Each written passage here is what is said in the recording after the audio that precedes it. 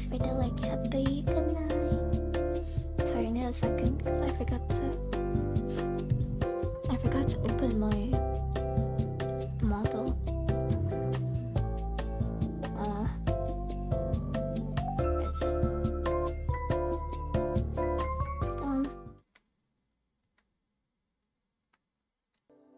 There we go.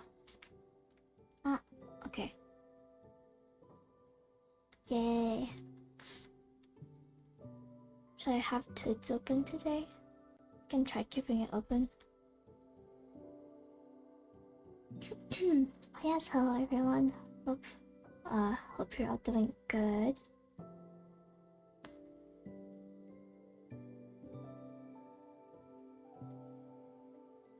Wait, let me just update my Twitter thing. Wait, I'm still opening. I'm still opening text. Wait, you have to wait to throw things. Do I have it on? Is it? Oh, okay. It's loading, it's loading. First, hi Tama, hi Happy, hi Noan, hi Idri.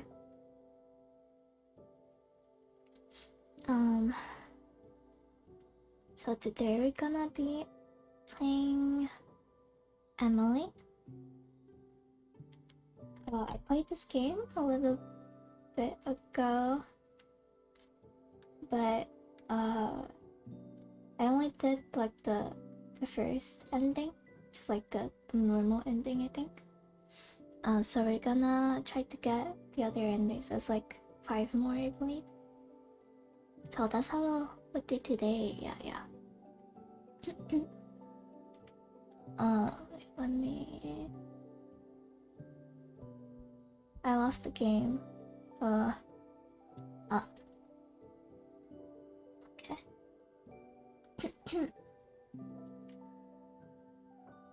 But yes, hello. Hope you're all having a nice day today.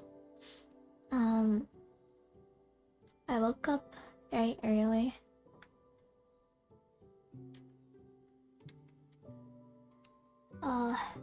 Well, last night actually I passed out. At like 9, I think. 9 or 10.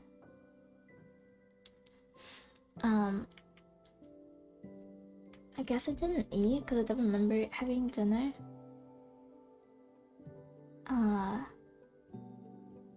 But today I woke up at like 6 or 7 without an alarm or anything. That was kinda ass. So I went back to sleep, right? And then I woke up again. And I remembered I had class. So I stayed up. This class is so useless though. Because it's like a orientation class for our project. And so the professor has to go through everyone. Like it's a really big class. And she went through, oh my god, that's so loud.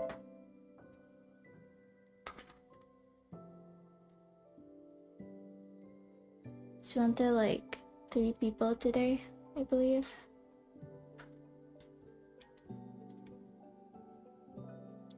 The class is like 30 people.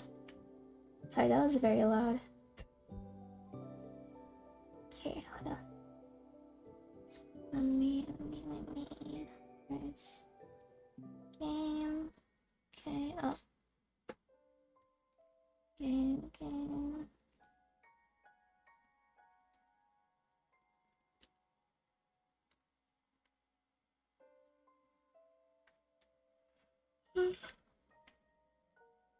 I wonder if this will work. I don't know if it will.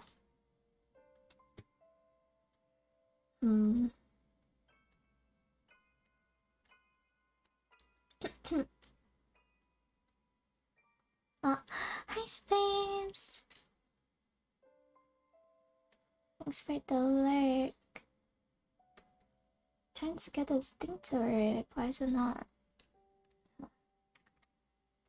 So weird.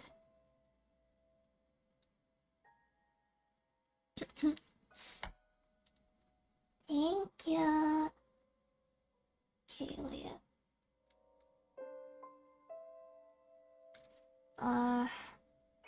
Where is it?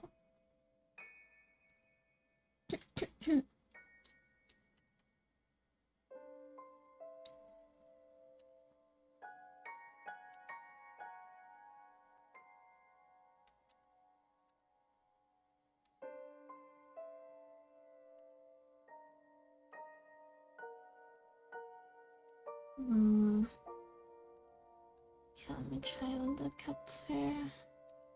The window capture is always very soft. Well, seems that window capture is working today. So we'll try it out. But in case the game like freezes at some point, let me know and I'll try fixing it.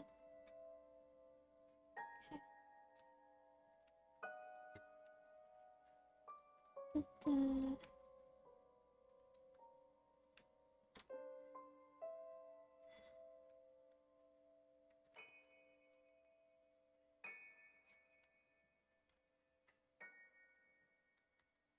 Okay.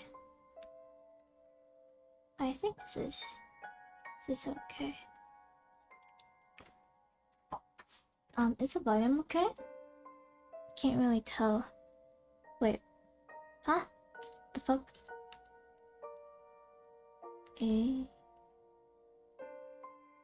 Oh.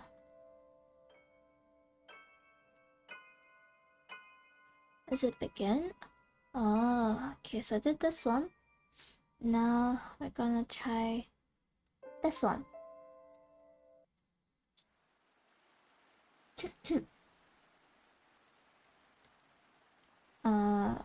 Okay, I'm not gonna really go reading everything that we already did. So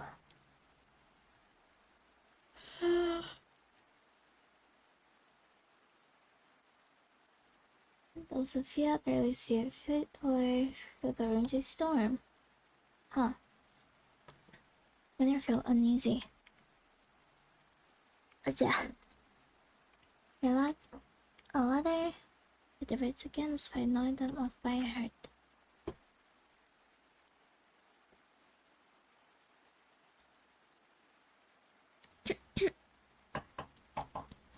Dear Sophia, how glad I am to hear that you're well.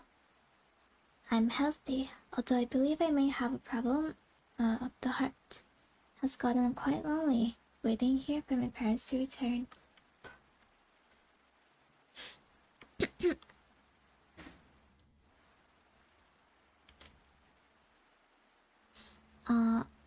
I'm thankful to have Lilica residing with me. But it's still always the day when my family will be reunited. Let's just say that it's safe enough for you to visit. Truly? I never even dared to dream of being able to see you in the flesh. If it's true, then I will await you at the address written on the back of this letter. Yours, Amelie. Taxi driver. Sure have the address right. We're in the middle of nowhere.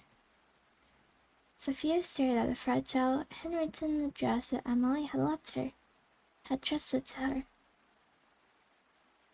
Yes, this is the right way. I'm sure of it. Her heart wouldn't settle. Meeting what could be a stranger in the middle of nowhere on a day like this. Who wouldn't be nervous? Yet, there was something else. Eagerness, a thrill. Something beyond mere nerves that turned into excitement.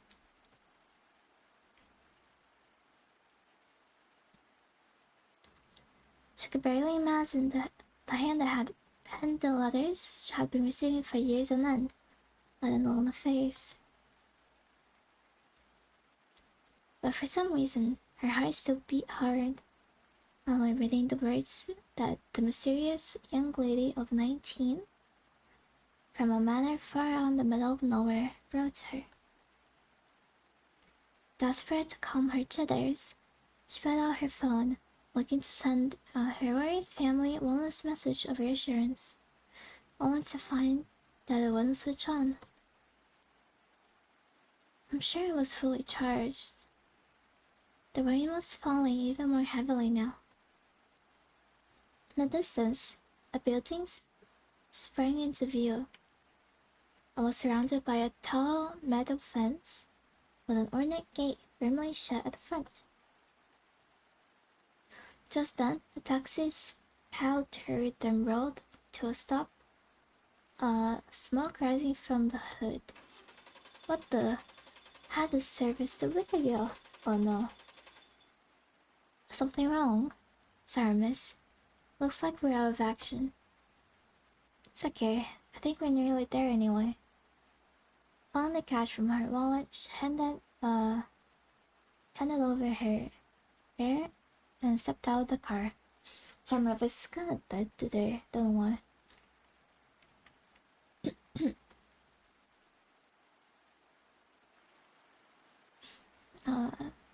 The rain bucketed down from above, soaking her to the very core.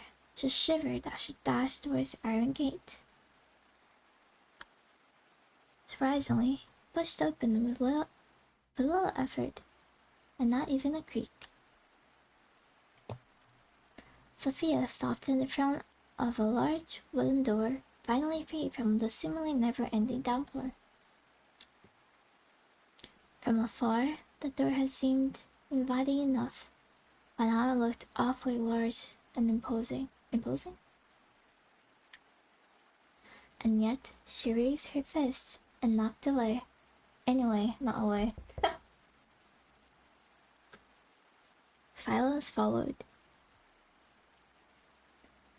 Is this not the right place after all? The door swung open, this time with a low, menacing groan. Oh yeah, I was doing a little voice acting last time. By changing their accent, should I do that again? I know I can do it all today.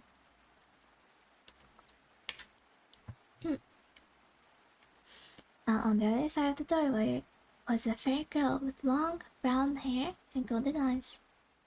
Wow. Sophia, forgetting the fact that she was soaking wet, rushed forward and embraced the girl.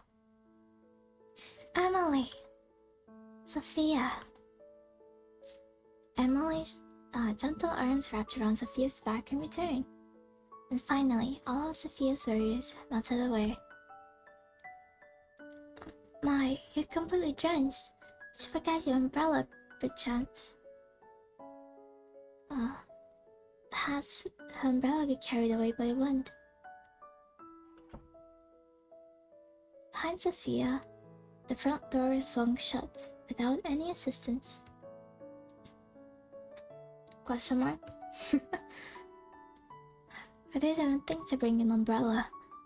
The forecast said, sunny all day. My fault for believing it, I guess. Ooh.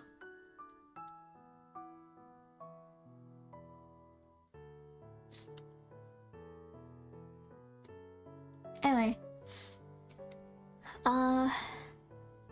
Okay. Oh, there we go. I can't believe you're chilly here. Me neither. About time, right? Just as pretty as I knew you'd be. And you too. What are you wearing? As in your house, I feel like I should have dressed up a little more. No, perhaps it is I that is overdressed. Sophia smiled. Somehow, her dress sense seemed to fit her writing. Her writing style perfectly. Whoops. Old-fashioned, and yet very neat and respectable. Sophia felt slight heat rising to her cheeks. She really was so refined and elegant. Pardon my manners. My dear friend Lilica is here too. I believe I wrote about her in the past. I remember. I kept all of your letters safe. Don't worry. As you should. Sorry, but is there any chance to have a towel? Of course, my apologies. I'll usually have someone here to attend us, but everyone's been sent home. Only the three of us remain. Let me fetch your towel. Emily withdrew from the hug. She was a little taller than Sophia, despite both being the same age. Sorry. Sophia peered up at her from below before she disappeared down the hallway and into another room.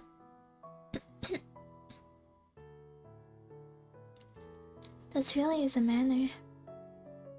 When she told me about her house, I almost didn't believe it.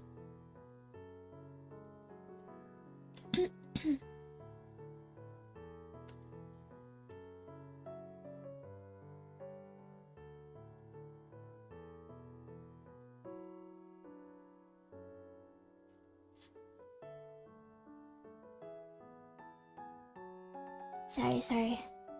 I was checking something. A layer of dust rested against the tabletop, along with a few other items. On the settee? Newspaper sat open. Look at tabletop, look at newspaper. Look at a newspaper. Wait, maybe I should have saved. Can I go back a little bit? Back one. Okay. Then save. I'm gonna save. Can I not save here? Eh? Oh, okay. No. Okay. Return. There we go. The settee was deep emerald green. What's a settee? I don't know what that is.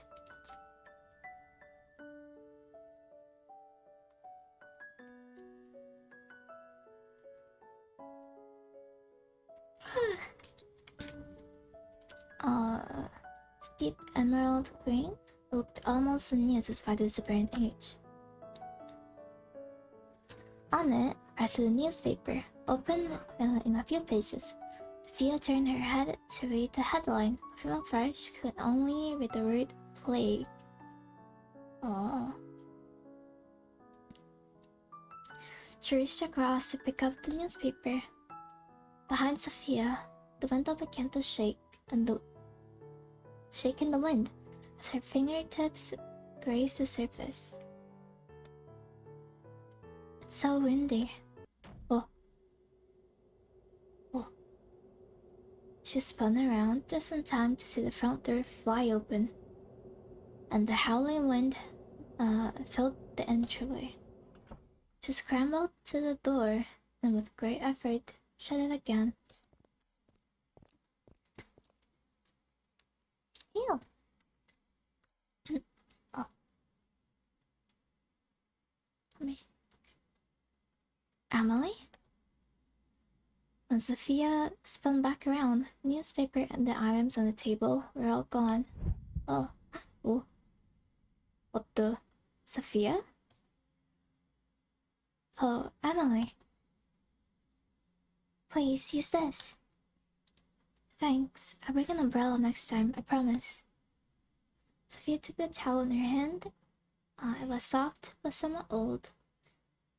She lightly dried her hair and clothes, and still found herself cold.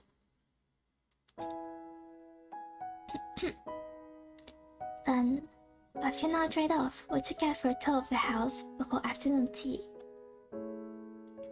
That sounds great.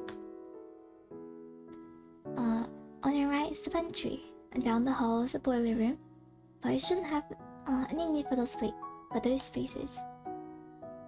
Two walk side by side alone in such a big manner. These are all guest bedrooms. I prepared this one for you, for your use. If you find anything else you send us, you can let myself or Lilica know. Emily, I have a feeling your standards are much higher than mine. I've never been in a house that looks like this. No? Is your home not similar?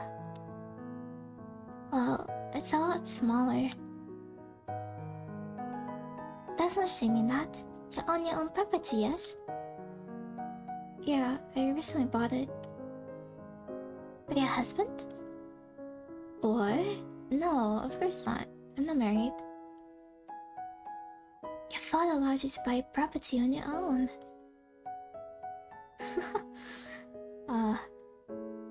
Emily, you speak just how you write. I'm so surprised. And you speak quite casually. People usually say that about me. Being here, around you, makes me want to be more formal. You know, I realized that Emily's lines are also Lilica's lines. A few of them. That's a bit weird. Kinda sus.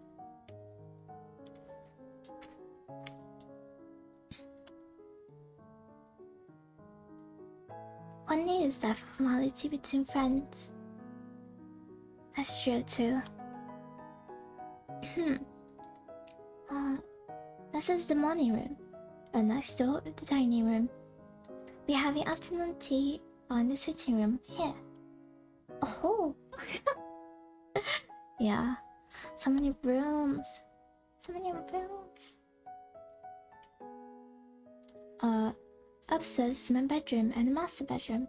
I must ask that you don't enter the master bedroom, as it belongs to my parents who are currently away. From the landing below, Sophia could see the door up to the master bedroom. For some reason, her eyes were glued to it. Oh. Come inside. Oh.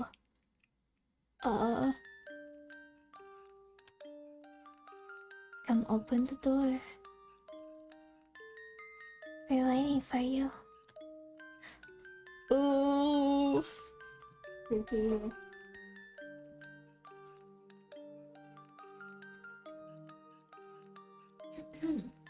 Okay. Give me a second. I'm cold.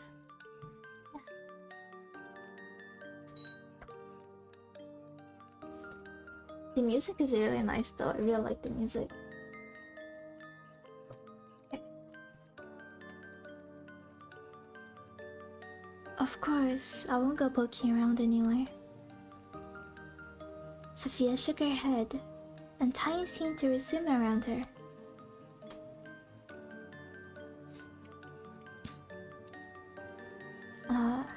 All this walking has made me parched. Shall we take afternoon tea now?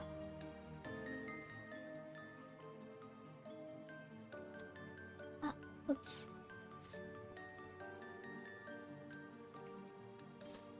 Sure, that sounds good. Why don't you have a seat while Lilica and I prepare our food? Oh, I can come help. The fire fate. Okay. Nonsense. You're my guest. It would be remiss of me to allow you to lift a finger. If you insist, I'm happy to help anytime. The fire fate, what does that mean? Thank you. I'll be back soon. Please rest. Emily? Yes? It's nothing. Take your time. The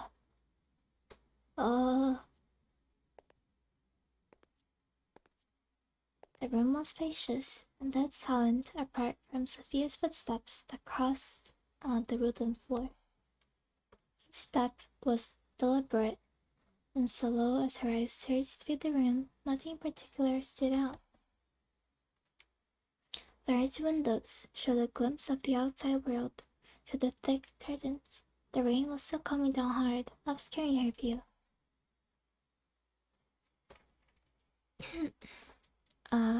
The windows shook every now and then, but the wind seemed to die down a little. Oh. Behind her, a chair at the dining table had been pulled out, as if it were waiting for her to sit down. Emily, was that you? Emily? Her hand rested against her chest, begging her heart to calm down. Oh. Or Lilica? Whether a hollow laugh sounded through the room or not, she wasn't sure. She quietly sat down in the seat that was left for her. The table was already set, but once again, she noticed a thin layer of dust on the surface. Through the silence, Sophia could hear it again. Footsteps. But this time, from directly above. The master bedroom? Oh. In front of her very eyes, Sophia watched the scene unfold. Oh yeah, this has a content warning. Let me turn it back on because I forgot. Content warning, content warning. Give me just a sec.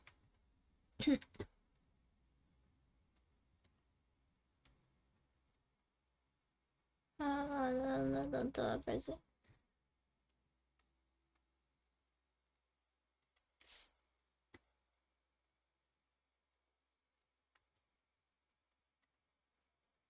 See, chatbot.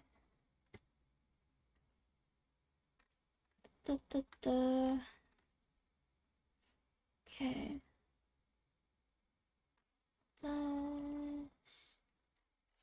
Okay, there we go. Should be working now. There we go. So, content warning. Yeah, okay. A woman, not older than 40, removed her shoes and stepped onto the table, yet nothing was disturbed. She reached up and took a hold of the noose. The rope wrapped around her neck, like the finest pearl necklace.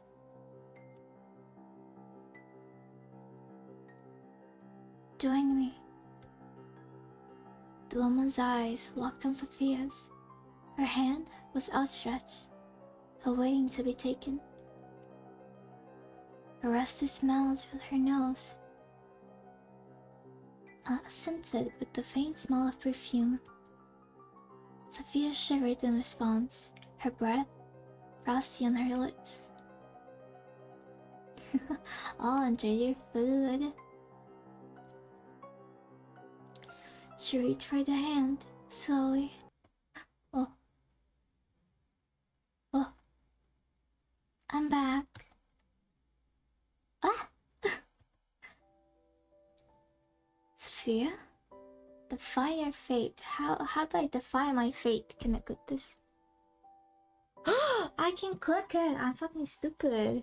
Didn't know I could click it. Oh. Oh, okay. Was I supposed to click it last time? Well.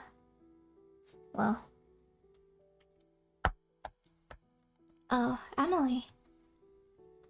I'm sorry, you scared me. Is everything alright? Sophia stared at the spot the woman was only a moment ago, while she and the noose had disappeared. Emily, something's the matter, isn't it? Did something happen with this room? Happen? What exactly do you mean? Did a woman with brown hair tied into a bun, a dark green dress ever live here? Well, sounds to me like you're describing my mother. Oh, your mother? Yes, she's just as you described, but you couldn't have seen her here. She's still away. Right. Let me pour us tea before it gets cold. Will Lilica be joining us? I believe so. Was she here a moment ago? No, she wasn't here. How strange. She told me she was coming to sit with you. Perhaps she's gotten herself busy with something else. Should we wait? There's no need. It would be sad to let the tea go cold. Sophia watched as the tea filled out. 2 out of 3 cups. Third cup was set empty. For some reason, the very sight filled her with dread. I can't read. Oh my god. Picked up the cup and brought it to her lips.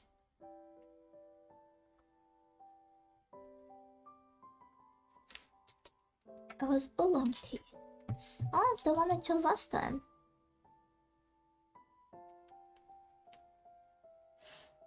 The taste was bitter and musty. Her heart a nudge. She placed the cup back down on the saucer, smiling towards Emily. Did you have much trouble getting here? A little. My ride broke down, so I had to walk for a bit. Broke down? I'm extremely sorry. If the staff had been here, I would have sent someone to collect you. It's okay, it's just a little rain. Just wouldn't want you catching a fever. My medicine store has been running low of late. No worries, I usually carry ibuprofen with me. Ibuprofen? I haven't heard of it. Anyway, I'm glad you arrived here safely. I'll drop by for you later to make sure you're warmed up properly. Thank you. Emily sipped her tea before looking down at it with a confused expression.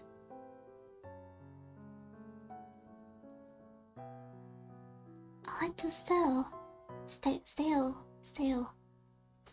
I'll ask my father to procure a new batch when he arrives home. Where are your parents, by the way? Well, we were separated due to the plague. They took the staff to wait until a cure is found. Left me here with Lilica, as to not catch the disease. Right, I understand. Spent a lot of time separated from my family due to the pandemic too. It warms my heart to find another thing in common with you, Sophia. I was surprised to hear that it's safe enough for you to visit. Perhaps that means my parents will be back soon too. I think so. The world seems to be opening back up again. So, what do you do, locked up in this big house all the time? Well, I usually spend my time sewing or playing music. I used to write, but...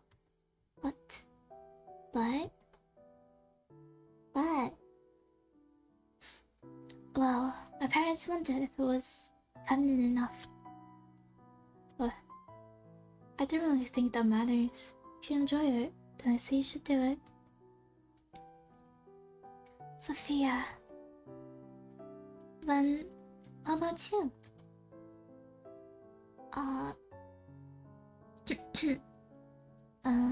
Well, I'm studying art at university right now. So I guess that's what I spend most of my time on. You attend university? Yeah, I'm the one thinking of dropping out. Me. Sophia, you're truly filled with surprises. To own your own land and you're in school? How jealous am I? I am, not am I. Can't read. Why don't you do the same?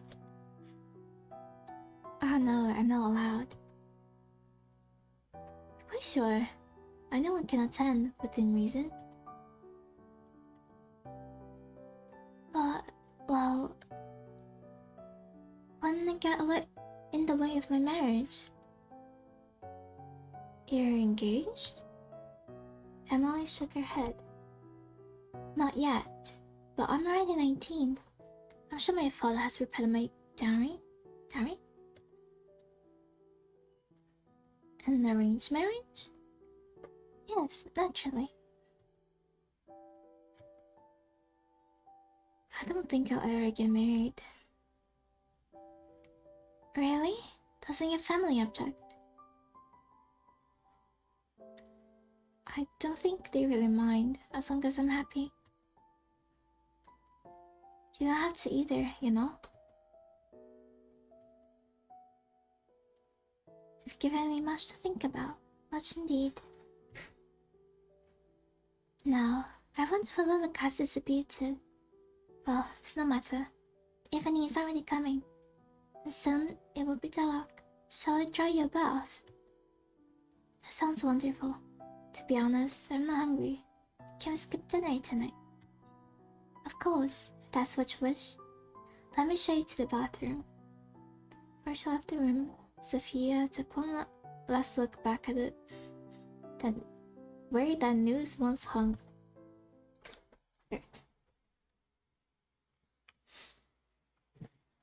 You may not believe it, but my father had taps installed. Isn't that wonderful? Like, taps for a bath? That's right. Used to have a maid fill the bath, but now doesn't need.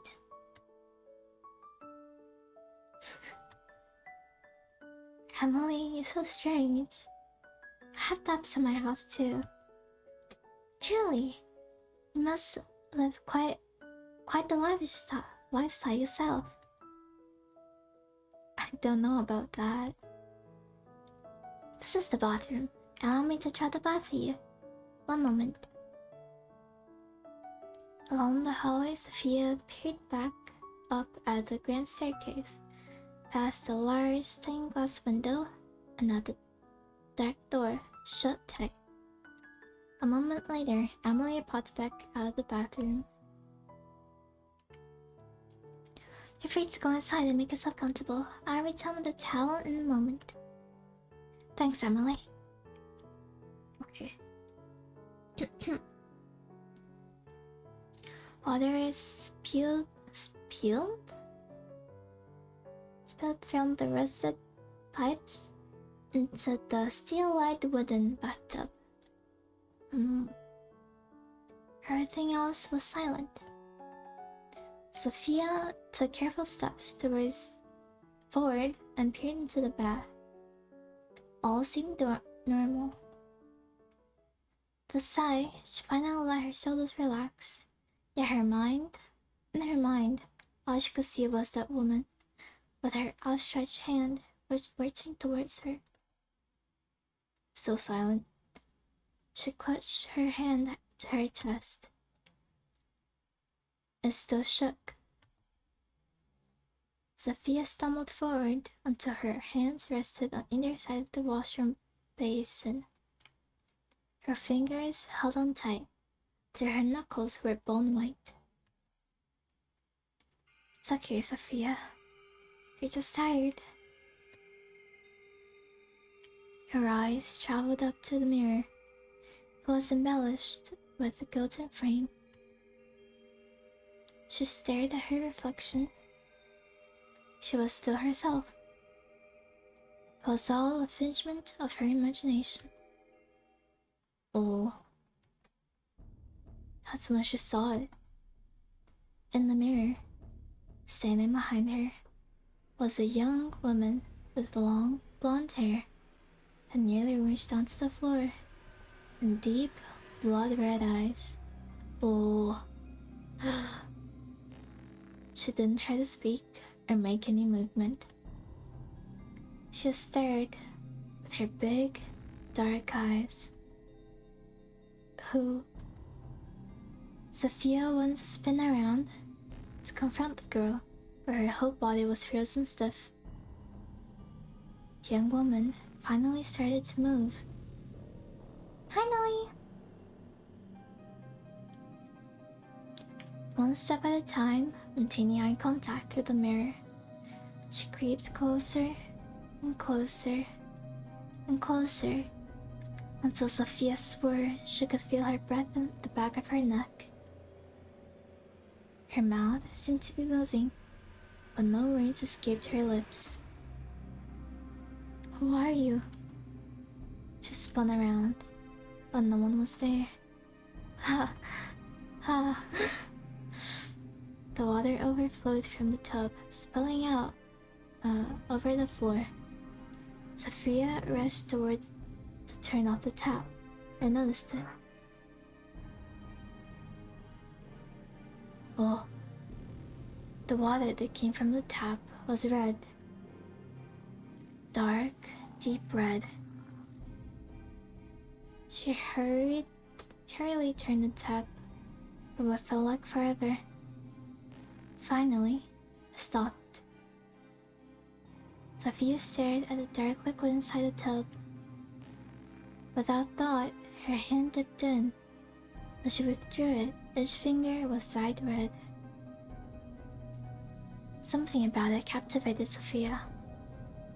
She undressed, one layer at a time, peeling away the still damp clothing and stepping forward into the bathtub. She sank down, until everything under her shoulders was submerged in the liquid. It felt heavier than water, much heavier. She stared directly ahead, those blood-red eyes reflecting in her mind. Why not just end it here? You're scared, aren't you? Just sink down. Accept your fate. Accept it. She could no longer hear the sound of the door opening. As her face sunk down to the liquid, her eyes shut. Sophia. I knocked but didn't hear a reply. I brought you a towel. Oh.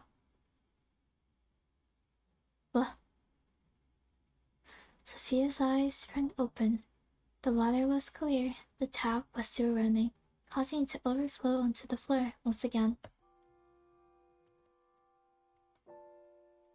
Sophia drew her knees to her chest, still facing away from Amelie's voice. Heat rose to her cheeks, being seen like this by her. Oh, Sophia, please forgive me. Didn't realize I had already entered the bath. No, it's okay. I'm sorry. It just surprised me. I'll leave the towel over here. Thanks. Door shut again. Sophia finally turned back to look where Amelie once stood. No one was there anymore. And Amelie, not a woman in a long green dress, or a young lady with blonde hair. She sighed. What's going on?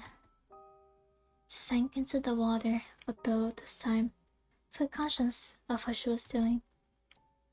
Not feeling all that much better, she stepped out, took a hold of the towel that Amelie had left for her. Water fell from her body as she stared at the cloth. The towel was pink, similar to her favorite hoodie. Some of my towels! The towel was old, full of holes and what seemed to be burn marks. Burn marks?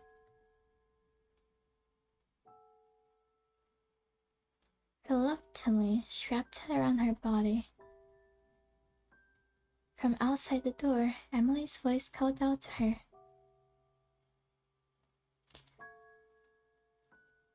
let me come help.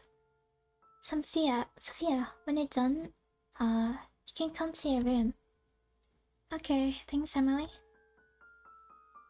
Who is she helping? Lilica? She shivered. The room had become awfully cold. The towel did little to bring her warmth. She picked up her discarded clothes and redressed. Her clothes felt foreign and wrung on her. Huh. Sophia took a deep breath, then swallowed hard. I'm okay. You're okay.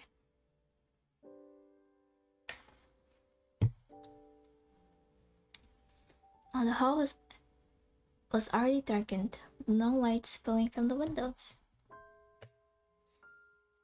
Field sconces attached to the walls were lit with light flames, but it offered little in the way of calming her. Step, step, step. The floor creaked under her weight. She stopped outside of her bedroom. Inside, she could hear talking. She put her ear to the door. Then we already speak of this. Cannot leave the house. But surely the greenhouse would be safe. No one else uses it. And it's only a few steps from the back door. It's unsafe. You know this. What's gotten into you? Is it because of your friend? I just thought it'd be nice to at least sit in the sun. Then you may sit by the window in the dining hall. Is it really so unsafe that even taking a foot outdoors would be dangerous? Yes. Sophia opened the door and entered the room. That's so creepy.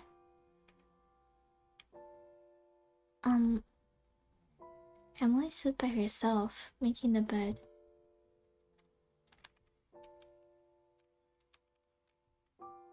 So, is Lilica like a ghost, or is Emily just crazy? Sophia! Oh, sorry. Sophia, you're done with the bath. Sophia looked away, thinking of what happened in the bathroom. Are you talking about the greenhouse? Yes, did you see it when you arrived? I did, but it looked as if the plants inside had died. Oh, that's impossible. It's barely been any time at all since the gardeners left. I'm sure the plants inside are more steady than that. Split personality? Could be. I don't know. Still a little confused as to what's going on. This is the second run through. So I think, from my understanding, the first one was Lilica's point of view, and this one is Sophia's point of view. So Lilica is the girl with blonde hair. This is Sophia. This is Emily.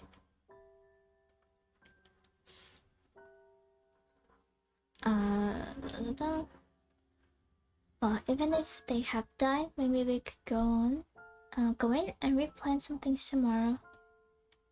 How wonderful. Have you not heard of what I said? It's unsafe to do so. Oh. It's kinda... don't be such a spoiled sport. I think it would be perfectly fine. Well, it's getting late now, so I leave you to retire. If you need anything, the room is upstairs, on the left.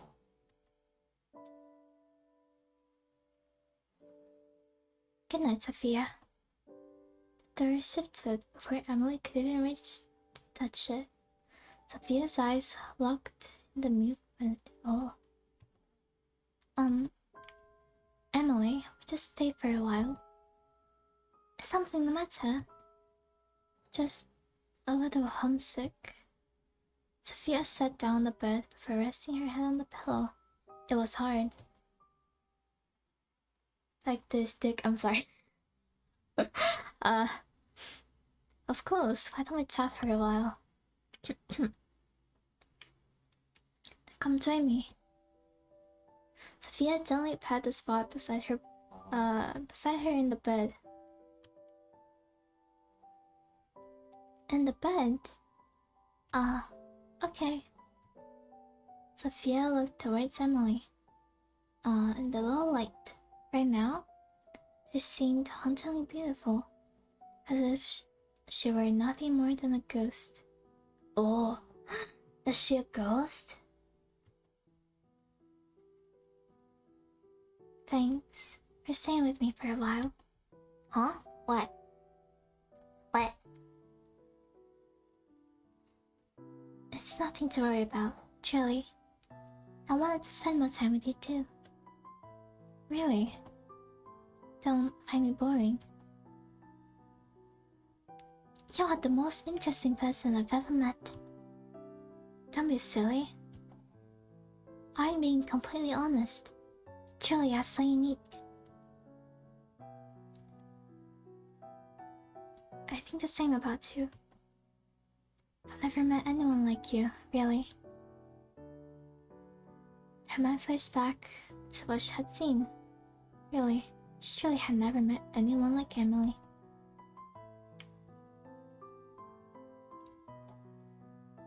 You heard so much about yourself, and yet, seeing you in person, I fear there's still so much I don't know. There's plenty of time for us to tell each other everything.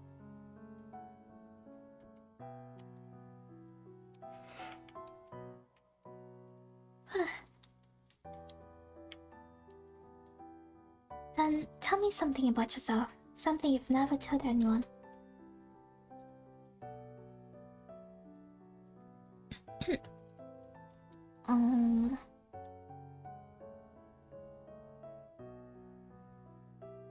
I'm partially blind on my right eye. Really? How well can you see? It's okay, just a little blurry, really.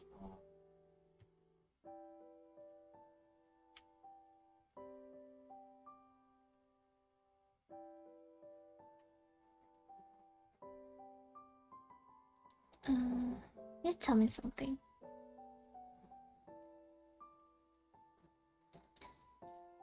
Tell me something, she thought. Tell me what's going on here. Tell me I'm not insane. Well, when I was 12, I stole the cookie jar from the kitchen. Blamed it on my brother. I was scolded for hours. What a mischievous child. I'm sure brother wasn't all too pleased. Actually, it was his idea.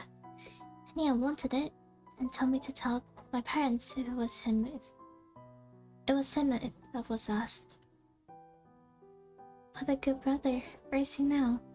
Did he go away with your parents? Emily shook her head. He died when he was 16. Oh, I'm so sorry, Emily. What happened? Scarlet fever. So, my family was left with me, with only me as an heir. What worth is a female heir? You're worth plenty, more than plenty. Thank you, Sophia. Some days, I am unsure. Sit down again. Truthfully, I said before I didn't want to get married. That's not exactly right. I do. Oh? I just don't want a husband. Then... I'm sorry, does it make you uncomfortable? No. I have also thought that I don't want a husband. Whenever my father has brought it up, I felt sick to my stomach. How about coming away with me for a while? Away? Outside of the house? What about the sickness? Yes, away. Away from this place. It's okay now. You'll be okay. You could come stay in my house. Could show you around my school. You don't have to go through an arranged marriage if you don't want to. You would do that for me. You are my dearest friend, and I actually... Oh. Oh. Oh. Lilica? Let's see. Fire fate. Fire fate! At some point, two women had gotten close enough together they could feel each other's breath on their lips. I love lesbians. Let's go, lesbians! Two parted with the reddened cheeks. Amelie quickly brushing his skirt off and sitting up. I should be going to bed. Please rest well. We can talk more about it in the morning, right? Right. Good night, Emily. I'll see you tomorrow. Emily, wait a moment. Yes? What does the Lilica look like? What a funny question. I've seen her plenty of times already. Eh? With my eye, I sometimes struggle a little. Right, my apologies. She has long blonde hair, done up like this. Emily pretended to put her hair into low ponytails. What color are her eyes? Red.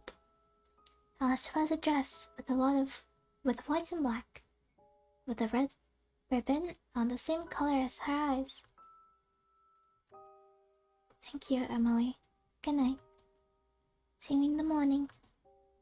Oh, goodbye. Emily left the room. Meanwhile, Sophia's eyes studied the place. Accept your fate? No, don't accept your fate. Don't wanna accept my fate. I don't wanna accept my fate. I'm not gonna die. No. Can't die. Can't die. What? What? Okay. Accept your fate.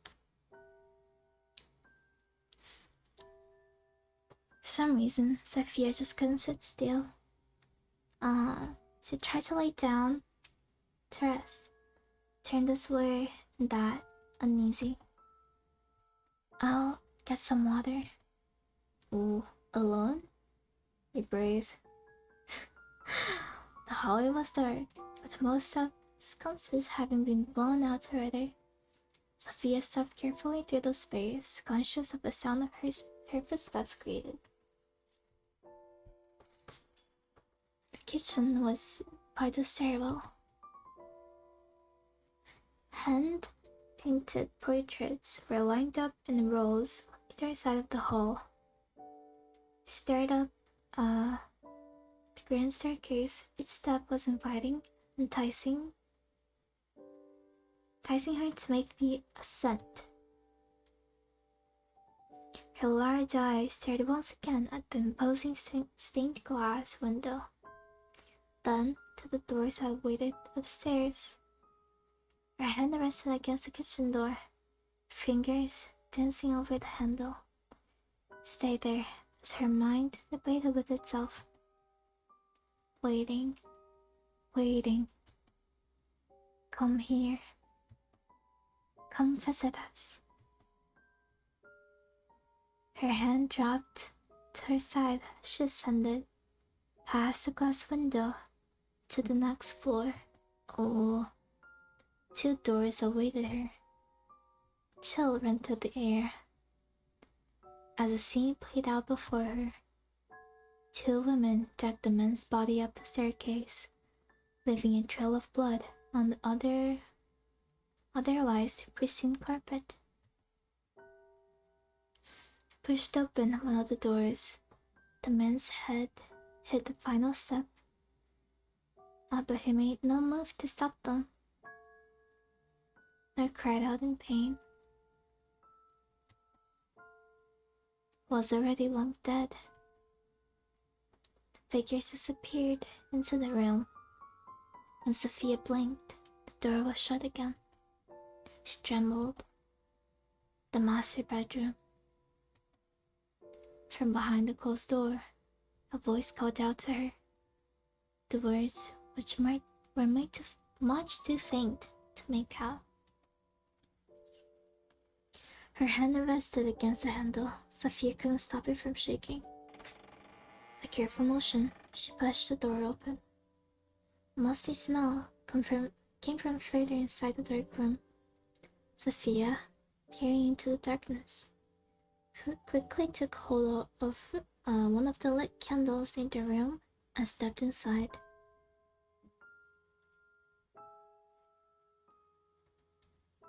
Portrait sat above a large canopy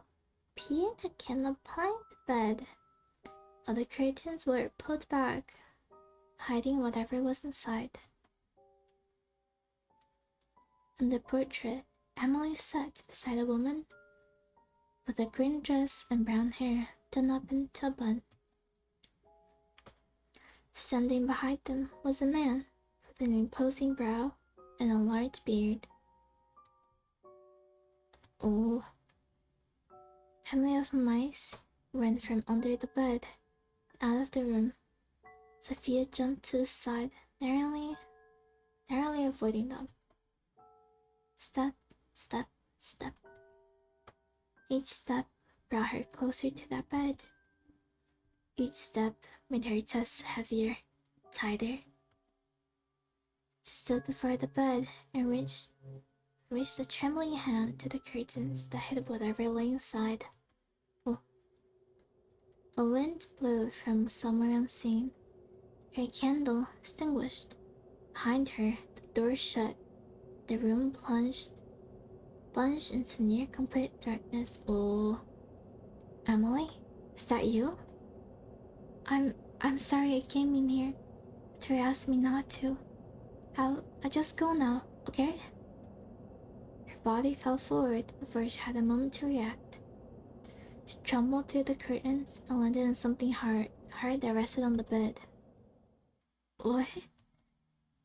Curtains flew open. The moon shone from the outside. Oh. Oh. Oh shit. Whoa. Ah! I'm not gonna scream, unfortunately, but just screaming. The body she was expecting to find was absent. In its place, the skeletons, long ago decayed. They lay side by side, one smaller, one larger. But now, one was either side of her. A scream pierced through the air, and no one came running. She tried desperately to squirm, to run, but it felt as if something was sitting on her, pulling her down. As she struggled, she saw it. Two dark, red eyes hanging above her, watching. You won't take her away from me. She's mine. Oh.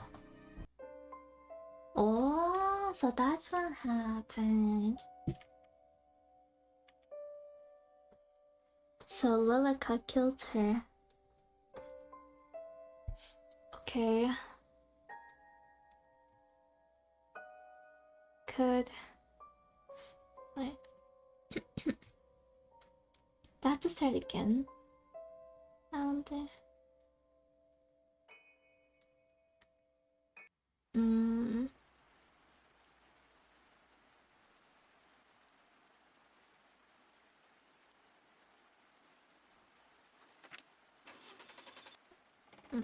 Let's see. Okay.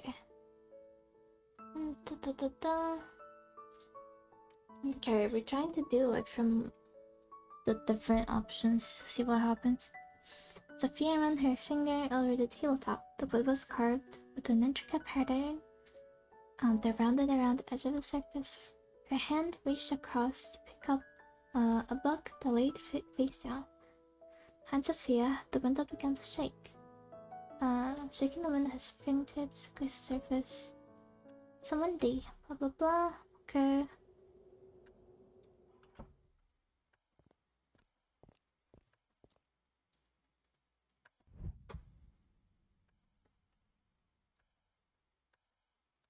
Okay. Go. Skip.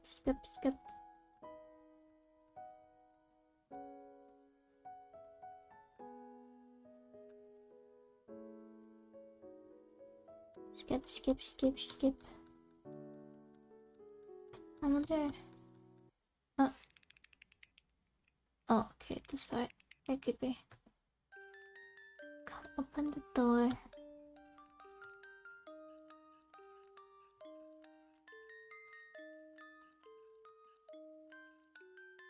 Okay.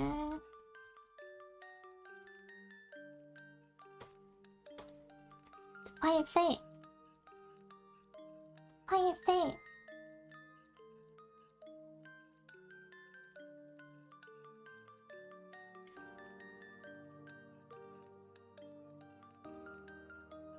Oh. Okay, here's where it changes. Actually, is it okay if I ask you something? Of course it is. There's someone else in the house with us. There's someone else apart from myself, you, and Lilica. And Lilica is just gone into the kitchen. Didn't you see her enter? Right, my vision must be playing up. Something the matter? No, it's fine. I'll wait for you inside. Oh. Okay. The room was spacious. Dead silent and apart from Sophia's footsteps across the door. Blah blah blah. Okay.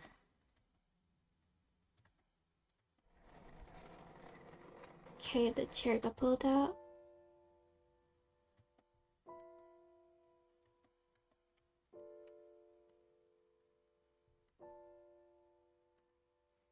Okay. Steps. Side bedroom. Oh. Okay. Yeah, content warning. Okay. Oh. Okay. Just back to fire fate. Let's try every time to see if it does something.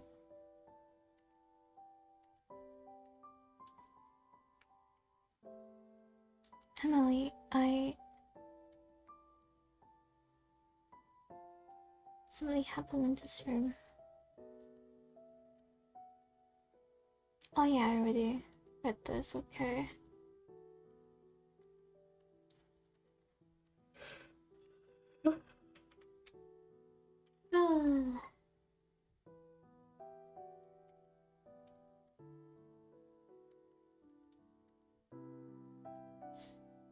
Okay.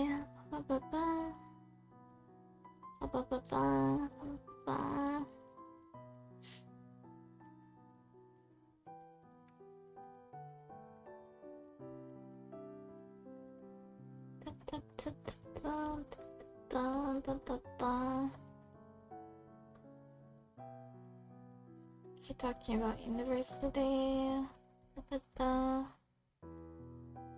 Marriage.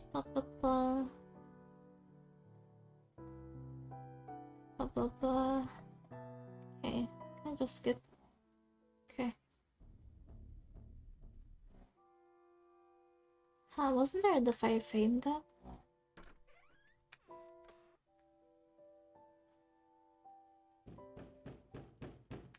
Fire fade.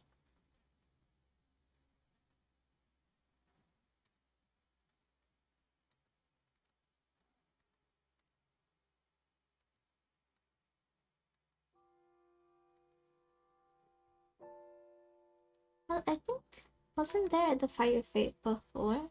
Or am I crazy? In the bathtub? Don't remember.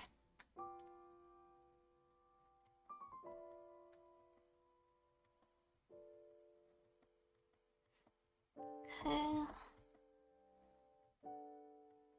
Da, da, da, da, da, da.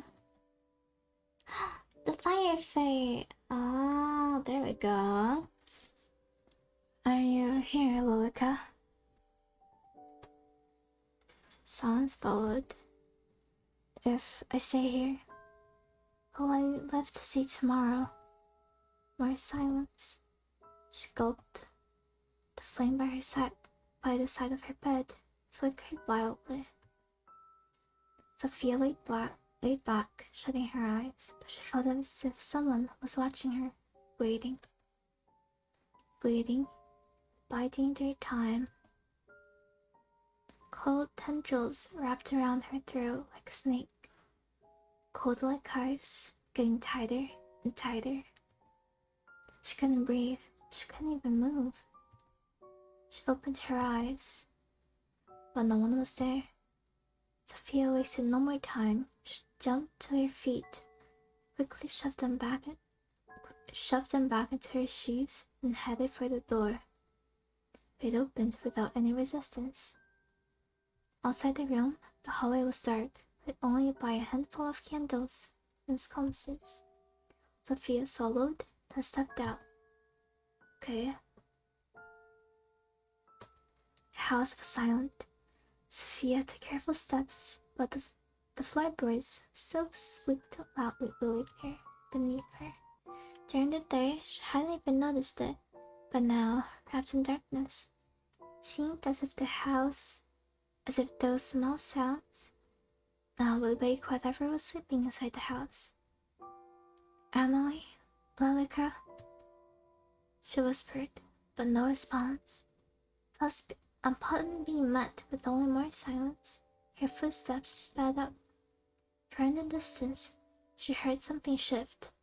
A slight sound, one that wouldn't normally be noticed. For Sophia, it was enough to make her heart race. Oh.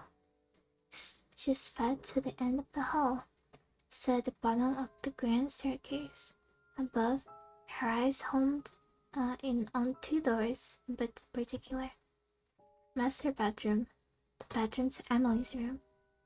Amelie. The choice was obvious. Sophia raced up the stairs, stood in front of the door to her pen pal's room. As she went to knock, the door fell open. Oh, Amelie? Are you in here? She received no reply. Sophia's head spun around. From somewhere deep in the dark, a gentle tune was being played skillfully. Her arms dropped to her side. The sound consumed her. Sophia drifted back out of Emily's room, chasing that dreamy song. Step, step, step. Through the darkness, all that mattered was that sound. Ooh. She came to the end of the hallway. A single door stood in her way. The bookcase was pushed aside. Without second thought, she pulled it open.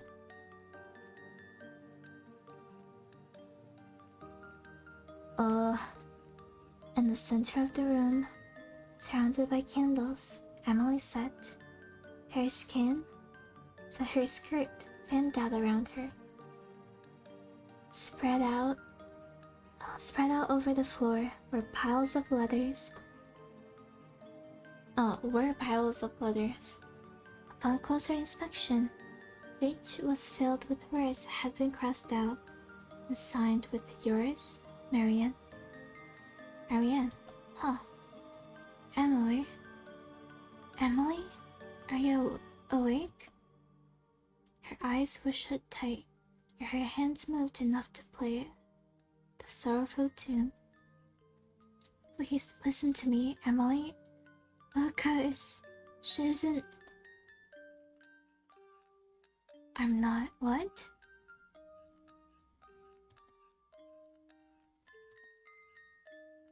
You're going to leave her, aren't you?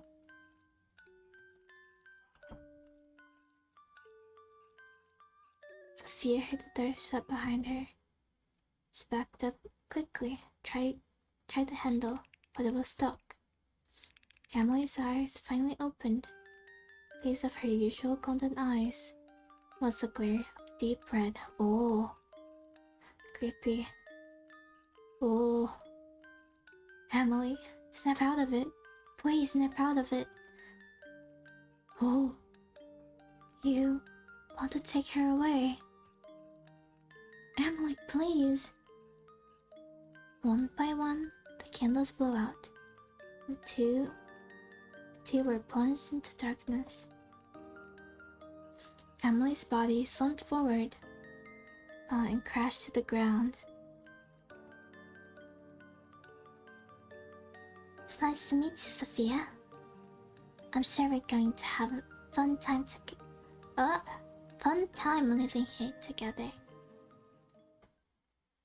So she will be staying with us after all, right? Oh. Okay, second ending. Stay with us. Finished. Oh, it's crazy. So, I guess Sophia dies every time. Kinda creepy. Oh, hi, Piper. I love you.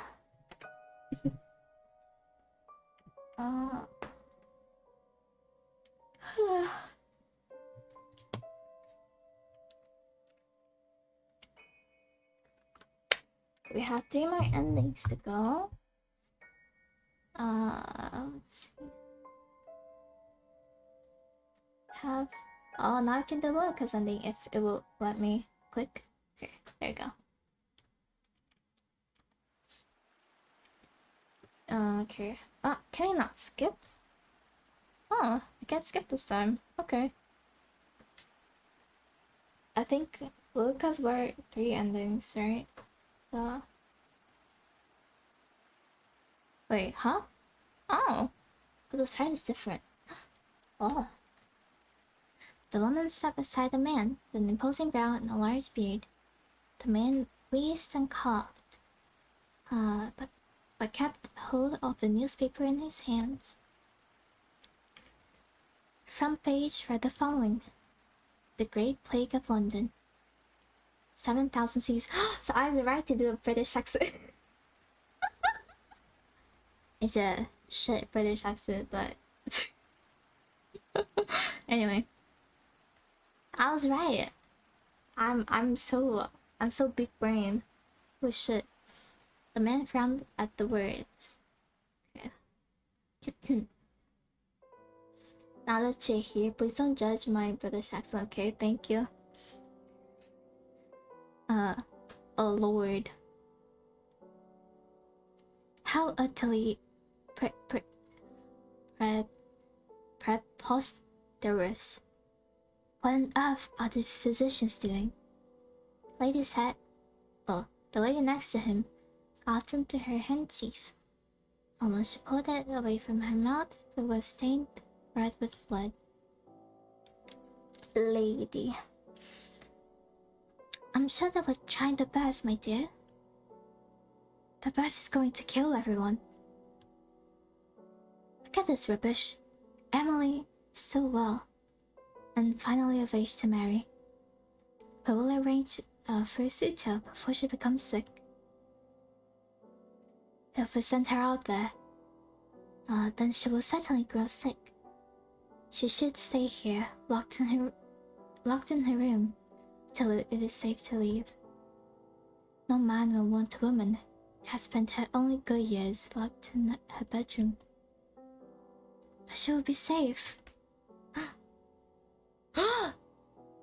Hey, hit her? Fucking piece of shit. Good thing apparently he dies.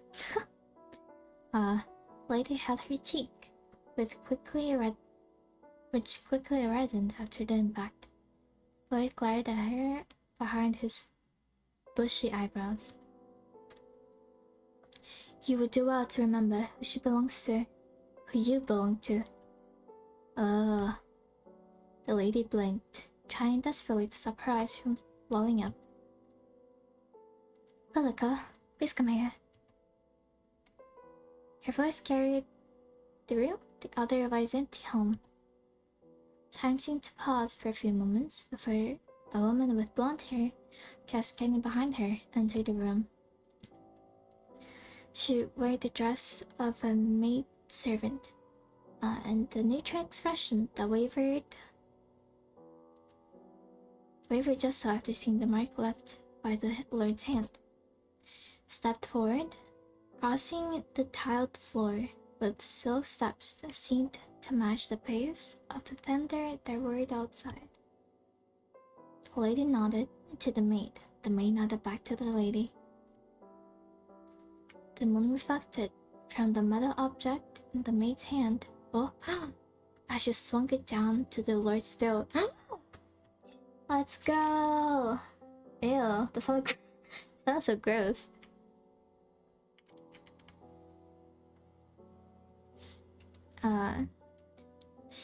He let out a gargled scream.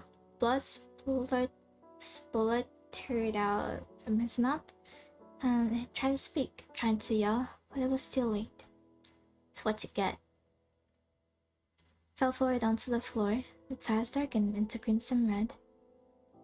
He squirmed and crawled, searching for something that no one would ever know, for he fell still only a few minutes later. The lady stared at the scene, her heart raced, and a laugh escaped her lips. Finally. You never hurt Amelie. Hope you rot in hell. Yay! He died. The maid wiped the knife against a small white hand towel. Stains will never be fully removed. My lady, I will deal with the body. I will help you. It's too much for you to carry alone. My lady, you are sick. I will get no better sitting here. Two grabbed him by an arm each, and dragged him towards the stairwell, with a trail of blood in their wake. Okay. No other words passed from their lips as they executed their task. They reached at the end of the hall, began to ascend to the first floor. Laird's head hit against each step with a soft thunk. Thunk, thunk, thunk. The house was silent in all other regards. Two doors sat next to each other. Both were shut tight. As the two women reached the top of the stairwell, the maid pushed open the door to the master bedroom and entered.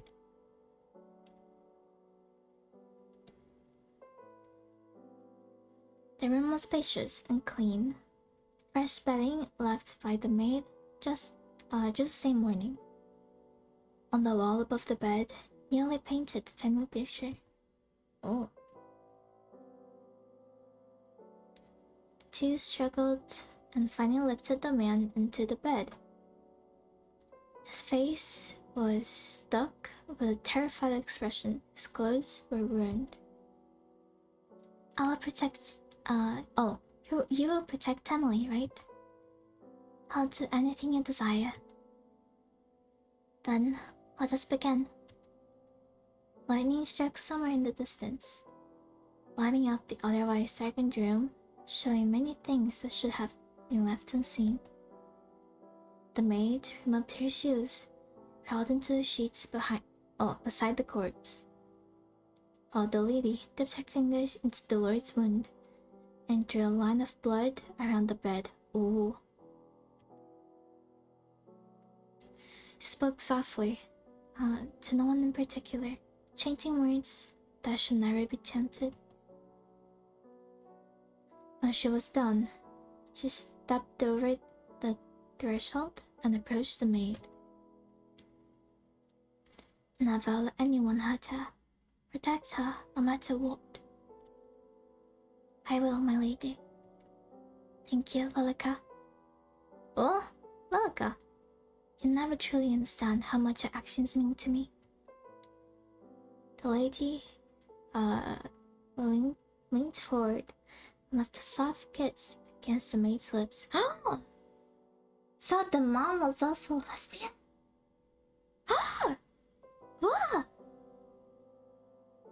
It was brief and gentle, something the two had wished to share for longer than either would admit. Hey, yo! Let's go!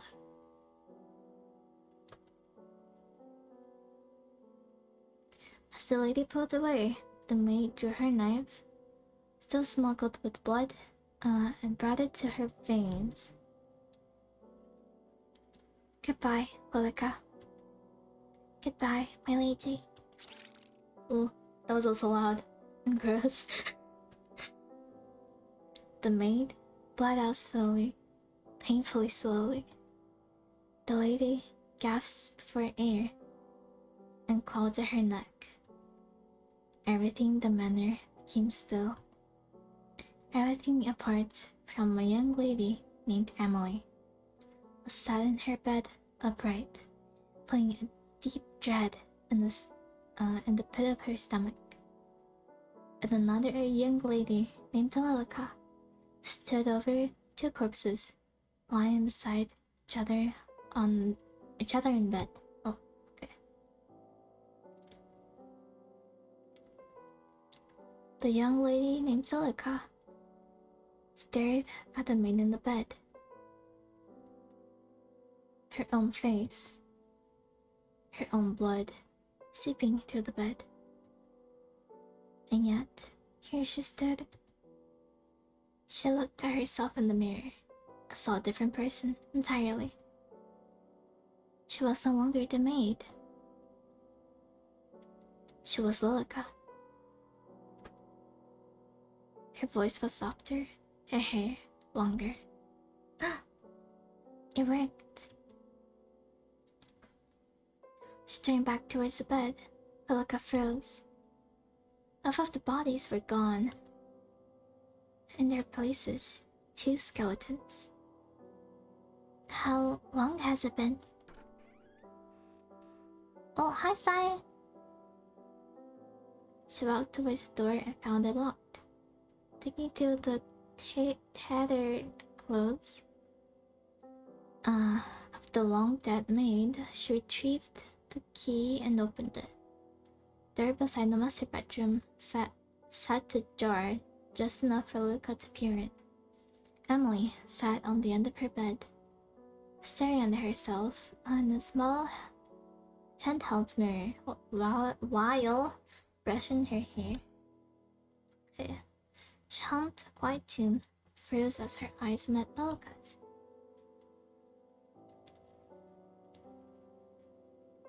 Who are you? I'm Lilica. Lilica, but your mother told me that you had a maid named Lilica. What a coincidence. What are you doing here? How long has your mother been gone? My mother? I saw her. She frowned and clutched her head as if she couldn't quite remember. I saw her just this morning. I see. Your parents have left to be cured of the plague. They have asked me to stay here with you until they can return. Really? A cure truly exists? That's right. So, until then, how about we be friends? Emily's face lit up. The return of friendship began. Okay. Hi, Visional. How many years have passed since that day? Neither could tell. Time seemed to stand still within that manner. Out in the field, in the middle of nowhere. Hi, Phantom. Okay. That's the way Lilica wished it to stay. Okay, let's see. So, the mom.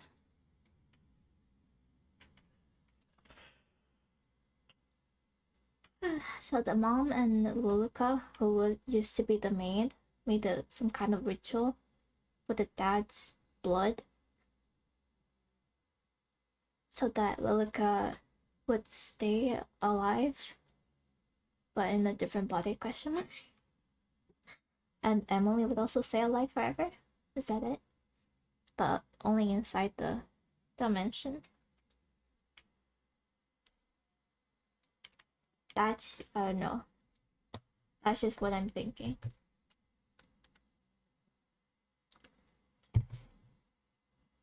Okay. Lilica, Alette has arrived. What?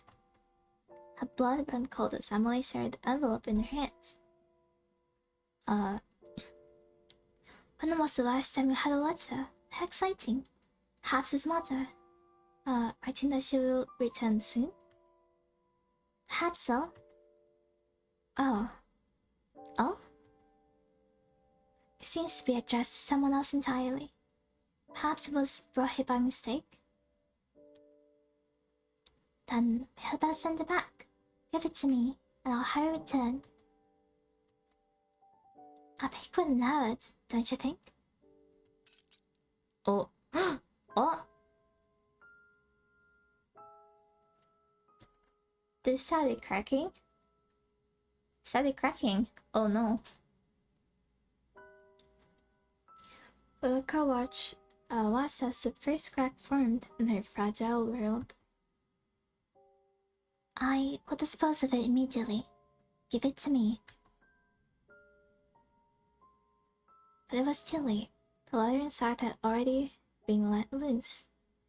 Emily's eyes had already taken in the words left for someone else. Sophia. Lilica, I think I will write back.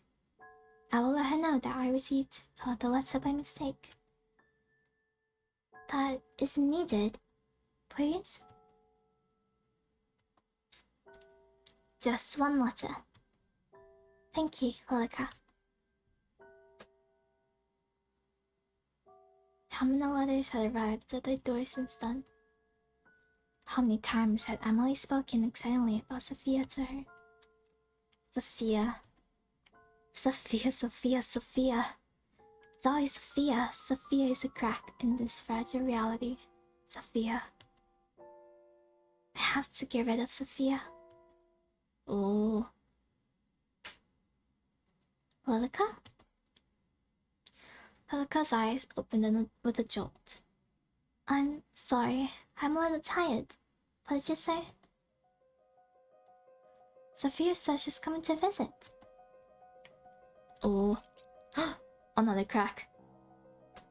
Another crack formed from the last, sprawled across our reality, threatening to shatter it at any moment. Emily, I don't think that's a good idea. The plague. She says that it's safe enough to travel now in her letter. Perhaps mother and father will return soon too. Oh. Lilica forced a smile. But we don't need anyone else here. We have each other. Of course. You are my dear friend, Lilica. But Sophia and I have been writing to each other for... Shook her head as if chasing off the beginnings of a headache. For a long time. Anyway. I'm excited to finally meet her. Won't you be excited with me too? can all be friends. Right, friends. I'm sure we'll all be the best friends. For the amount of time that either Luca or Emily could truly comprehend, the house was suddenly buzzing with life. Emily's footsteps were light, her days filled with excitement as she awaited the arrival of Sophia. And finally, to Luca's dismay, the day came. The pendulum clock on the wall swung back and forth, ticking down the time. Luca stared at it, wishing that it would slow down even further. 10 minutes, then 20, then an hour passed as the two stood by the door, waiting for a knock. She seems to be late.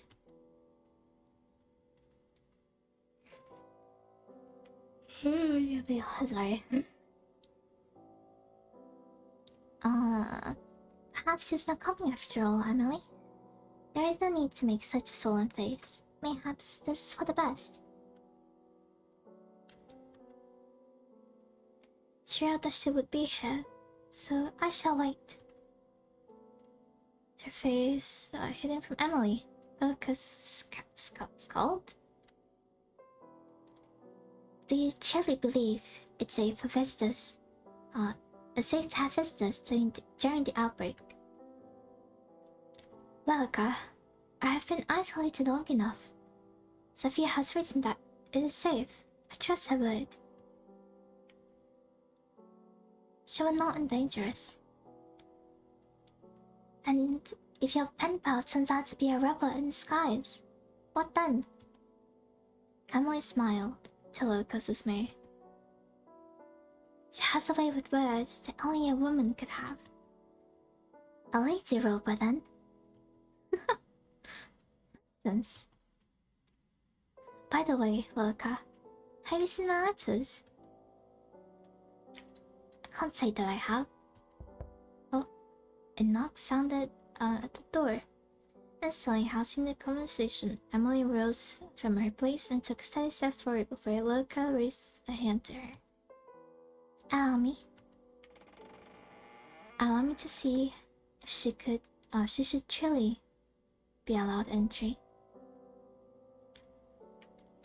The door groaned as if slowly swung open and revealed the young woman who knocked at the door. She was strange from head to toe. Luca stared at her, light hair and eyes. She looked almost like a kitten. Instantly, Luca's dislike for the woman grew. Luca stepped to the side, just in time for Sophia to bounce to the door and wrap her arms around Emily. Her blood boiled. Oh, she's jealous. She watched as the clothes she had carefully handmade became drenched by someone unworthy, someone that didn't deserve to even look at Emily. Emily! Sophia! Emily's arms wrapped around Sophia in return. Luca turned away. Are you completely drenched? Did you forget your umbrella, perchance? Oh, perhaps the umbrella could carry the weight but the wind. With cool anger written over her features, Luca shut the door. Didn't even think to bring an umbrella. The forecast said sunny all day. I fell for believing it, I guess. I can't believe you're truly here. Me neither. About time, right?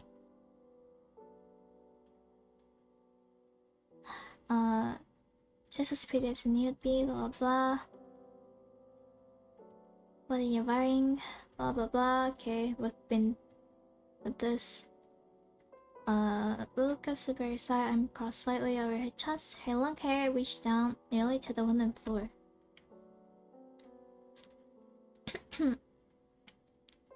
Okay. Okay, blah blah. Emily side-eyed Lilica upon hearing her tone. But Lilica simply looked away. Okay. da da da da da da da. Milelica along with Sophia. Oh. Hi Lee, how you doing? Couldn't believe it. Okay. Oh. Has someone told you it is rude to poke around someone else's house? Sophia walks straight past Lilica without even the notion of responding. Hello? You can't see me. Sophia ran her finger along the edge of a tabletop before reaching out to pick a book that rested there. Oh. Don't let her touch it. Don't let her touch anything. She'll break it. She'll break it all. She'll undo everything. She wants to hurt Emily. She can't find out the truth. Oh. The window shook loudly with the wind. Oh. Lilica allowed the door to fly open, causing Sophia to whip around in surprise. Lilica locked in the object that Sophia had been reaching for. She rushed forward and took hold of it, then quickly hid it behind the cabinet as Sophia reached to close the door. Oh. Amelie? Sophia spun around and looked straight through Lilica. Sophia? Oh, Amelie. Please use this. Thanks, I'll bring an umbrella next time, I promise. Lilica watched as Sophia dried herself with a towel. Our towel. It's not for her. There can't be a next time. Then, if you're not dried off, would you care for a tour of the house before afternoon tea? Blah blah blah, we've also been through this. I'm getting kinda hungry. Doing good, I'm glad.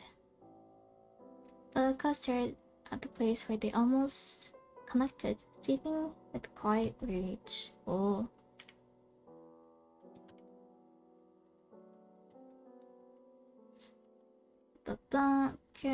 Okay.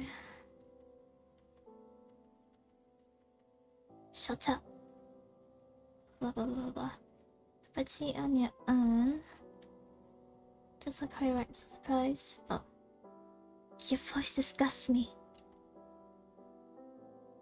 I just speak so casually. People usually say that about me. Being here, around you, makes me want to be more formal. Honey is never formality between friends. That's true too. Your words are poisoning Emily. This is the morning room. Next door, dining room. We're having afternoon tea in the sitting room. Here. So many rooms. Blah blah blah. Okay, on to the master bedroom. Blah blah blah blah. Okay, lies. You're lying. All this walking has made me parched. Shall we take afternoon tea now? Sure, that sounds good. Why don't you have a seat while Lilica and I prepare our food? Okay. Back soon. Please rest. Emily? Yes? It's nothing. Take your time. Okay. Sophia slipped through the doorway and disappeared. Emily smiled widely, while Lilica just stared ahead blankly. Isn't this lovely, Lilica? To have a new face in the house. Feels like forever. Yes, how lovely. I'm glad you're having fun, at the very least. Are you not?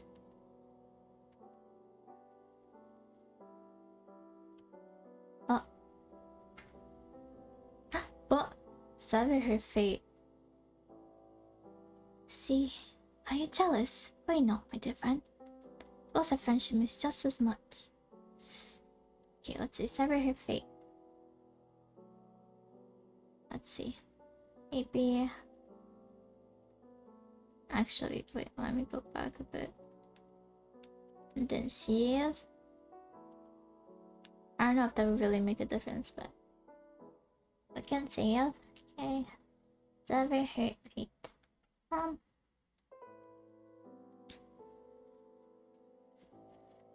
Value greatly.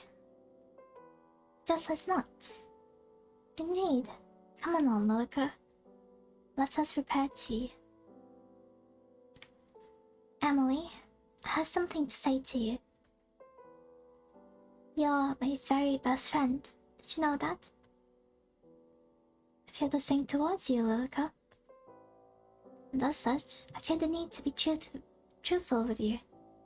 You appreciate the truth, don't you? Of course. I trust judgment very much. Something the matter? Lie. Oh, I choose a lie. Your mother contacted me. She believes they'll be able to return shortly.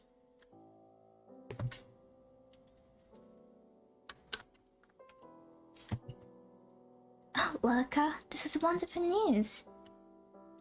Indeed, she was very excited for me to pass on the message to you, but... Keep lying. Okay, keep lying. Well, she wasn't pleased to hear that she had someone visiting without her permission. Oh. I thought she would be delighted that I had invited a friend. Your entire existence is a lie. Oh shit.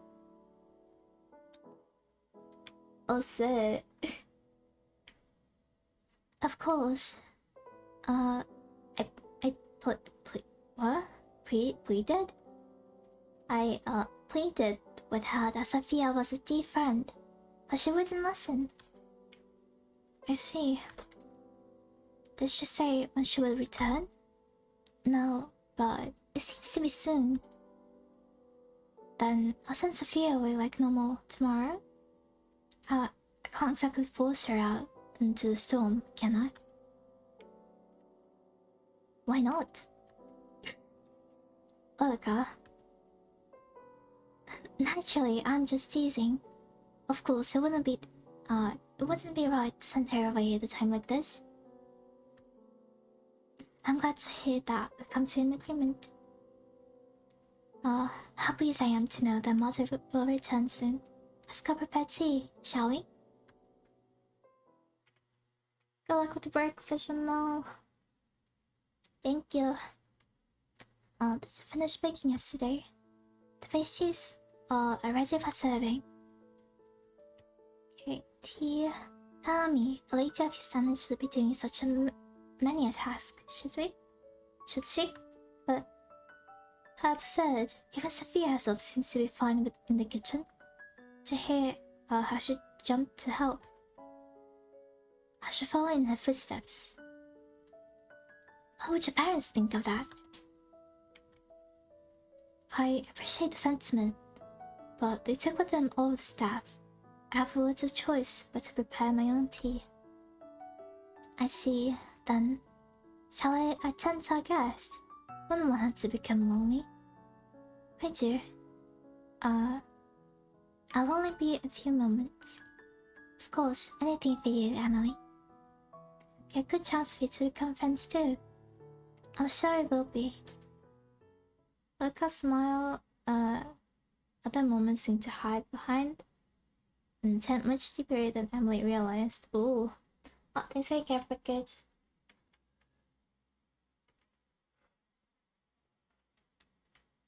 But yeah, everyone, we should posture tuck and stretch and hydrate.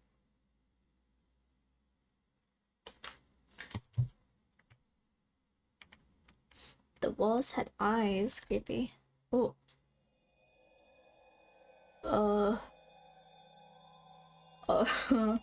Okay. Eyes attract Lilica's every move. They followed her as she made careful, deliberate steps towards the sitting room.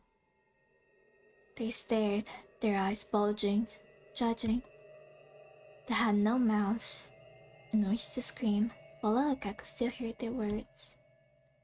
We all sacrificed. ourselves for you. Hope, our only hope. Amelie, protect Amelie. Prove your worth, prove your love. Amelie, Amelie, Amelie. Under her feet, shattered glass peered through her shoes, cutting her feet. She could feel the blood ooze out, cooling. It was warm, comforting. She looked up to find where the glass had come from. Then she noticed the cracks once again. Along every wall, every floorboard, even through the air. The world was fragmented, was already broken. Not beyond repair. It's not. My lady, I will fix this still. You can rest. Please rest. I will take care of everything. Anything and everything. For you. She blinked. Okay. The word threaded the way it should. Creepy. Glass that lined the floor, gone. Eyes that followed from the walls, gone. The cracks that had begun to wrap themselves around Luca's ankles disappeared too. Stood around the sitting room door, which sat slightly ajar. Inside, Luca could see Sophia staring out the large window.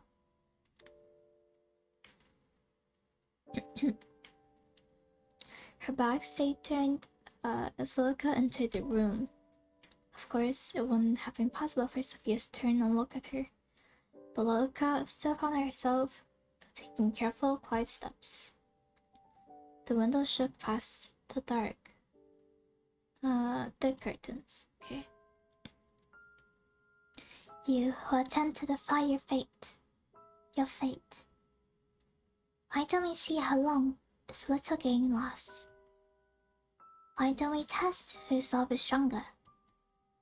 I swear, love is unwavering. My infatuation, my yearning, my desire. You can never even wish to match it.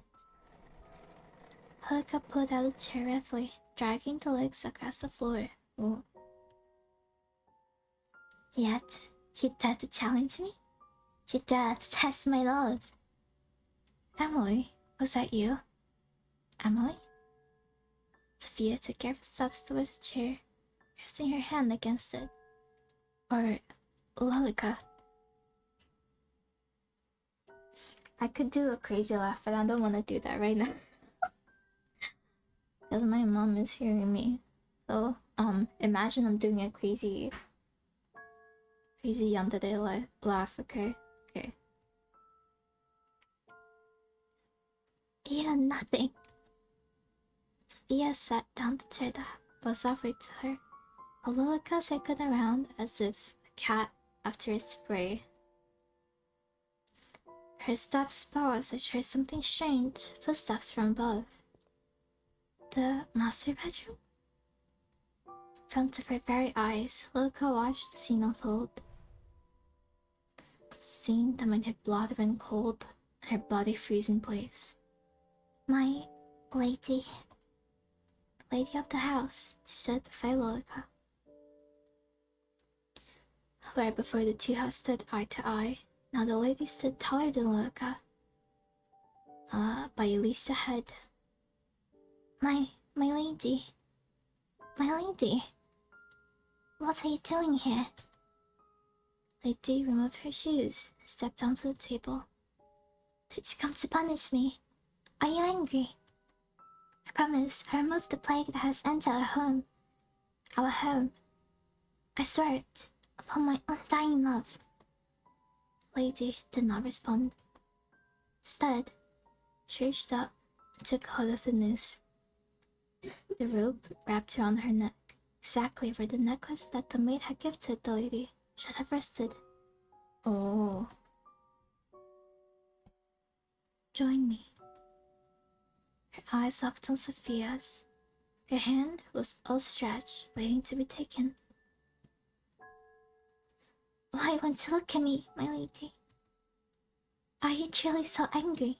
Angry enough to despise me? For a moment. For but a moment, Sophia's outstretched hand came closer and closer. The lady's eyes turned slowly towards Lilica. They carried with it a message that only Lilica could decipher. Lilica's body shook, trembled and trembled, until she could bear it no more. She ran from the room as fast as her legs could carry her. If the hallway still had eyes, they weren't fast enough to follow Lilica. The floorboards, as if made of quicksand, threatened to suck her up and bury her deep within the house. Her feet felt heavy and laden. Every step was painful as a brief glance. She raced to the hall and up the flight of stairs. Past a stained glass window, which left a myriad of colors over the carpeted steps. Past the doors that led to the master bedroom and Emily's room. Closer, closer, until she arrived at a bookcase. She pushed it to the side and entered the hidden room. Oh. The room behind the bookcase was small, and not a single window faced outwards. Thus the room was near pitch black. Each wall was plastered with handwritten letters. Handwritten letters, clearly for Lilica alone. Her eyes, frantic, finally started to calm as she took in the words. Her words left to her, for her, only for her. Lilica's eyes settled on the particular letter. Look left, look right, and look ahead. Oh, okay. Save again. Okay, let's look left first. Dear Amelie. Crossed out Lilica. Huh. How wonderful to hear you're doing well. Been busy this week. Most of it is boring, so I won't bog you down with the details, okay? Oh, okay. Won't bog you down with the details. Oh, what? That's crazy. Do you know what happened just yesterday? Of course you did. You weren't there. I was walking home when I found a battered kitten. Someone left it in the box, on the side of the road. How could anyone do that? Anyway, took her home, named her Amy, crossed out Lily. Named her Lily, after you. It's a little embarrassing writing it out like that. Hope you don't mind. Yours, Sophia, crossed out. Marion. Oh, shit. Okay. Whoa. I just like the letters that Emily and Sophia were writing. Should just change that. Or is it something else? I don't know.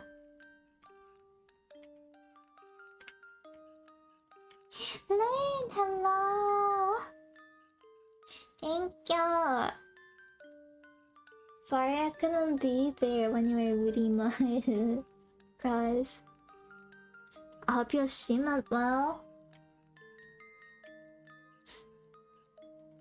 Okay, dear Lilica, not Emily.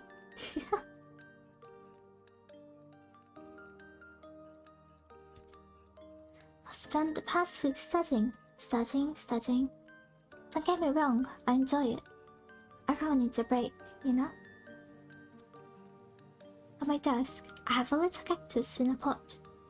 To be honest, a cactus wasn't my first choice. I've killed every other plant I've ever owned. Anyway, it bloomed. There's one beautiful flower coming out of it. Couldn't be happier. So that makes studying easier. I think Your environment makes a big difference. How about you? Do you have any plans?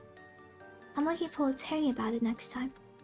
Yours, Marianne, not Sophia. Ooh. This is kinda creepy. She took the letters. Crossed out Emily, wrote Lilica, crossed out Sophia, I wrote Marianne. Was Marianne the mom, maybe?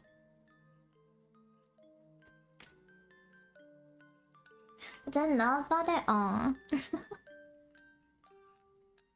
Dear Lilica, the day was tough. I tried my hardest, but I still failed.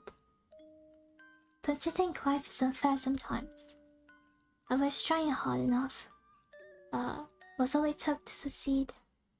I'm sorry. I'm whinging, aren't I? Whinging? Winking? Whinging? Came out of my interview. And it was raining. I thought, just my luck. Something interesting happened. A rainbow in the distance picked out from behind the grey clouds. Reminded me of you. Then I got a little better. A little better. Little better. I hope we can meet soon. Yours, Ariane. She ripped the letter from the wall, clutched to her chest, collapsing to her knees. She couldn't hate me. She adores me like I adore her. She entrusted everything to me. Everything. Her everything. Amelie. A letter dropped from her fingers that were neither cold nor warm. You want me to get rid of that disease, don't you? You want to accept me, so I protect Emily. Say right, my lady. I'll do anything you ask. So if that's all I have to do, then I will do it. I'll keep Emily safe. Forever. I gusted from the ground and dusted off her skirt. Her face that had previously contorted in distress finally calmed, and a smile gently crept onto her face. I love you, my lady, and for you, I will love Emily too. Oh. Hey, yo. Wait, Ava, you're outside? That's not like 4 a.m. Go home, what the fuck? Huh? Yo, that's bad. Why are you saying that like it's an accomplishment? Go to sleep, bro. I should like this closest too. Where did they put those matches? Oh. Right there. You gave me a fright, Lilica. Where have you been? Preparing the guest room for your dear friend, of course. How kind. Sophia is just preparing for a bath at the present. I'm going to retrieve a towel for her from the linen closet. ... Emily, I think it's best you send her home post-haste. What? Why would I do that? For all you know, she brings with her the plague. Sophia says it's now safe to travel. Just say Mother is returning soon. It should be perfectly fine, don't you think? And what if she lies? She wouldn't do that. Sophia is a kind, good-natured person. She will not bring any danger to us. Did you know that Sophia attends a local university? She lives by herself, no husband. Says that if I wanted, I could also study. Study. She wants to leave?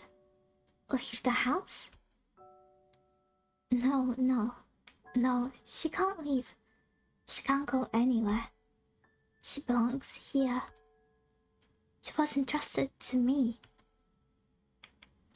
The lady of the house should not study, Emily. You must stay inside the house and await your parents. But I'm sure Mother would want the best for me. Perhaps while I wait her, I could go. I could go to inspect Sophia's school, Amelie. You must stay inside and await your parents' return. But don't you trust me? Have I ever tried to lead you astray? No, Bellica. I was just thinking that perhaps Chile is beginning to be safe. Look, I've brought today's newspaper. Do you see the title? The plague runs rampant. But any notion of leaving us studying away for now, yes? As soon as it is truly safe to do so, then we shall. You will be reunited with your family. For now, it's just you and me. Thanks, Luca. I'm glad you're here. As am I. The towel. Let me go retrieve it. Go ahead. Alone, Luca stared at the bathroom door, which was shut tight. Behind it, she could hear the water running. She could picture Sophia's body, slowly shedding the layers of clothes. Before she stepped into the hot water, the image was enough to force her hand. Running water sloshed into the steel-lined wooden tub. A state-of-the-art system. No one, huh? Of the art system? Okay. No one else in the country owned anything like it. How many years ago was that? How long had it been? Sophia leaned over the sink, her bone-white knuckles grasping either side of it. Her back was turned to Lolica. If she wanted, she could stab her in the back and be over with it. No. I need to keep Emily's trust. She needs to leave, or go somewhere she'll never be found. Oh, do it yourself. Sophia lifted her face to the mirror, then froze. Her eyes bored into it, as if she was seeing something she shouldn't. Luca stared back, unmoving. Leave. Leave already. Who? One step at a time, maintaining eye contact with the mirror. Luca crept closer and closer until the two were nearly touching. Why do you want to take Emily away? Can't you see that she loves me? Me, not you. Your blood's a poison in this household. If you don't leave, I'll kill you.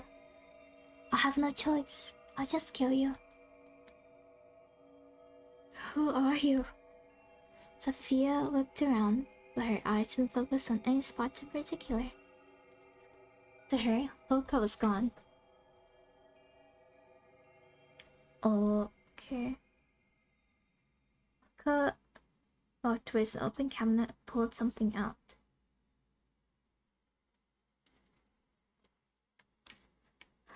The metal of the razor glinted. Luca raised it up, and she moved to stand over the bath. Okay. With ease, the metal cut into her arm. Again, content warning. Drops of blood fell into the water, leaving tiny splashes where they connected. Blood still runs in my veins after all. Sophia rushed past Luca, desperate to turn off the overflowing water, but she froze once again.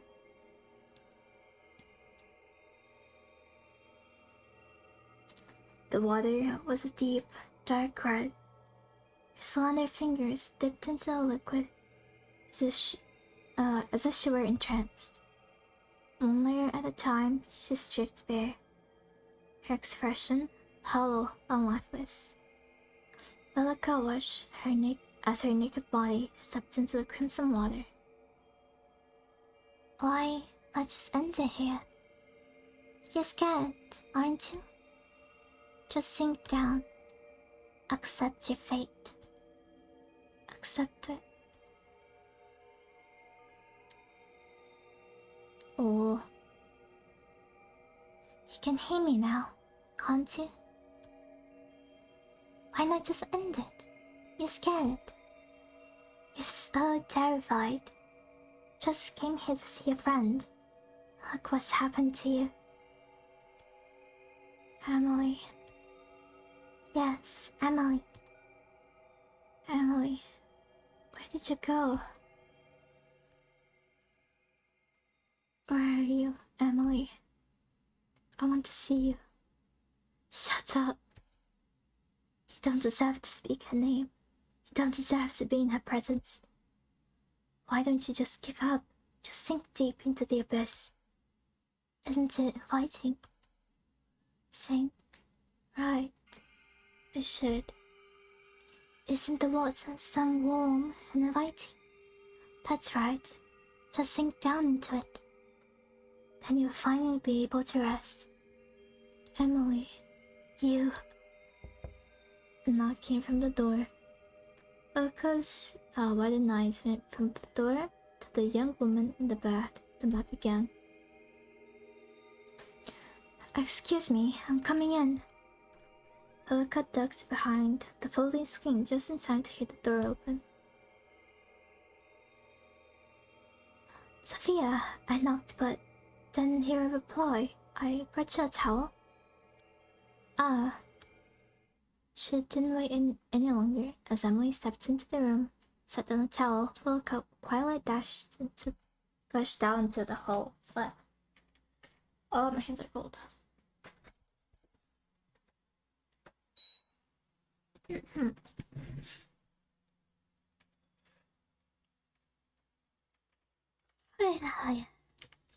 Okay. Before Luca had a chance to even catch her breath, the bathroom door opened again, and Emily stepped out with flushed cheeks. Did you tell her that she must depart? No, Something the matter? Are you feeling unwell? Your face is bright red. Sophia will stay until she decides to leave. No, she must leave now. Tonight, no longer. As you wish. I'm sorry, Ulrika, but... I believe it's only fair after she traveled so far. And she's my friend. That woman, that siren. Look what she's done to Emily. I will finish preparing the guest room. Let me come help. Sophia, when you're done in there, you can come to your room. From the other side of the door, Sophia's voice came in return. Okay, thanks, Emily.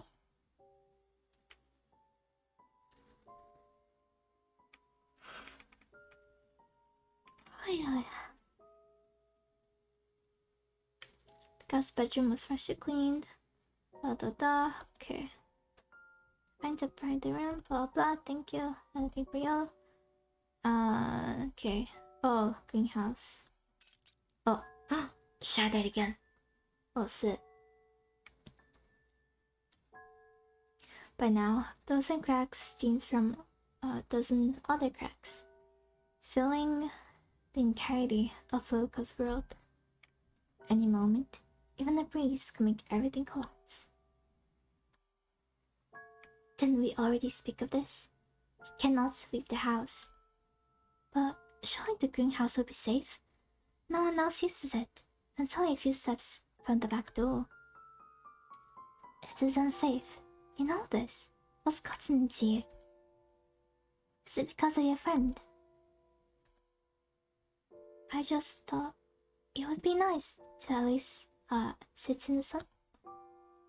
Then you may sit by the window in the dining hall. Is it really so unsafe that even taking a foot outdoors would be dangerous? Yes.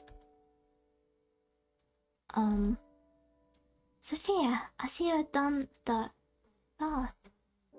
Look across her arms over her chest, finger resting her chest. Okay. Are you talking about the greenhouse?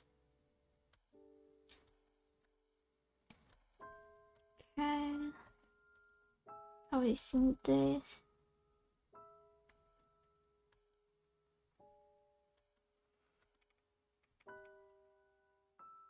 Really? Okay. Poison dripped from her voice as Luca left the guest room behind. Okay. The house had a heart, and the heart was beating to the same rhythm as Luca's. It was frenzied, on the verge of losing control. It echoed to her head, through the hall, through every corner of the building. Like Morse code, it was as if the house itself was telling her to do something. Get rid of her. Cut out the disease. Protect Amelie. She bit her thumb, pacing back and forth. Amelie would be upset. But Amelie won't need anyone else. Doesn't need anyone else. She has me. She won't be upset for long. She'll forget. That's right. She'll forget. Her breath hitched in her throat. But what do I do? What do I do? She just won't die. My lady, what am I supposed to do? At that moment, Blanca put her ear to Amelie's door, listening intently. Oh. Away, outside the house? Oh. Away, outside the house? Oh. Okay. Vulcan's hands balled into fists at her side.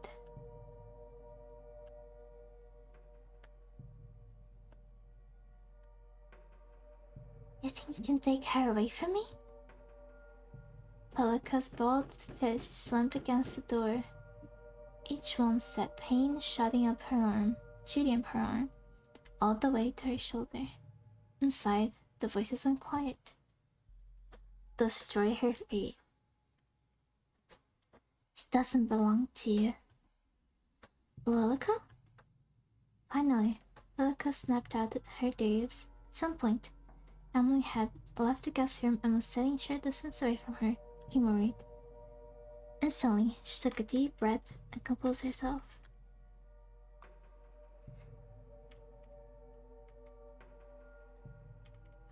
But her heart still beat as loud as a drum.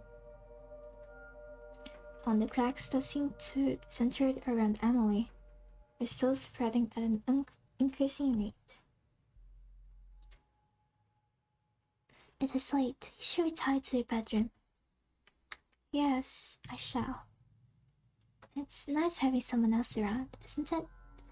I feel as if the manor is coming back to life. I hope we see Mother and Father soon. I'm sure we will. Shall I see you to bed? Yes, please. The hallway was darkened, with only a few sconces and candles lit along the way. Lilica relished it. On a night like this, long ago in the past, she had sealed her fate, along with Amelie's. And tonight, she would seal her fate. She would seal the fate of yet another person. Oh. Two rose up the grand staircase, side by side. Moonlight drifted through the stained glass window. It seemed to be the only place free from the cracks. If she squinted, she could almost see it, almost hear it. That head, hitting each step, the loud thunk. Those eyes would never open again to look upon a woman with scorn. What scorn?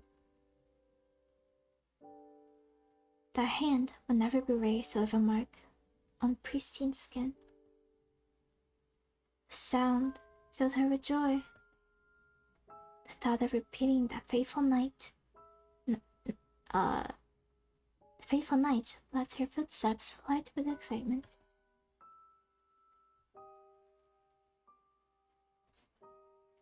Lilica, may I ask you a question? Certainly. Have you ever heard of a woman loving another woman as a woman would love a man? Ooh. What did you hear about such a thing? No one in particular. It was just a thought that came to my mind. I think you are overtired because of all the excitement, Emily. I think it's best you get some rest. Yes, alright. Good night, Lilica. Lilica, who was seated on the edge of Emily's bed, stood with unsteady feet. Steadying the doorway, she looked back at Emily. Good night, Emily. Sleep well. Tomorrow, everything will be better. Lilica stepped out of the bedroom, shutting the door softly behind her. The hall was so dark, with only a few candles to light her descent. It was quiet. Everything was asleep. Eyes that followed Lilica wherever she went were closed. The voices that crept from between the floorboards were silent. Somehow, that only made Lilica more uncomfortable. It didn't matter. Not now. She knew where she was going and what she must do. She inched closer and closer to that door. The door that held behind the sickness. A sickness named Sophia. It was closed tight. Lilica raised her hand, almost as if to knock, but instead pushed it open and entered.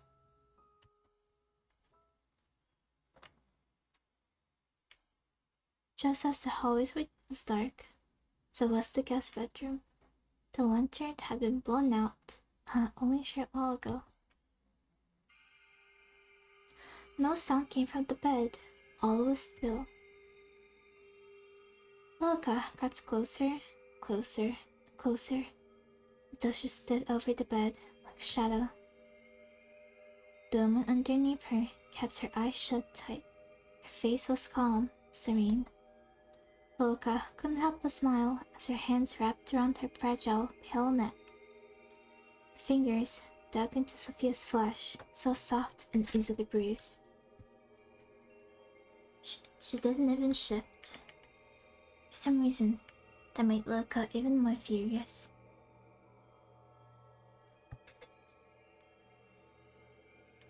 But as the young woman lay Sophia, laid as still as a statue, her mind wandered back to another that had once done the same in this very house.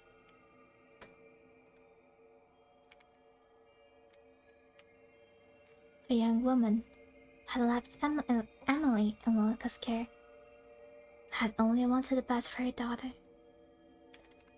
only wanted for her to be happy.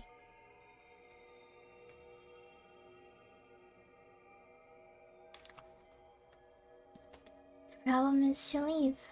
That's the problem, isn't it, my lady? The cold fingers slowly unrolled from Sophia's throat. That she'll leave and take Emily away. But if she stays, then won't Emily be happy? She'll be so happy, always, forever. And then maybe you can. Lilica withdrew from the room in a rush, her feet carrying her faster than they ever had before, to the hall, up the stairs, and into Emily's bedroom once again. The bed was warm and inviting.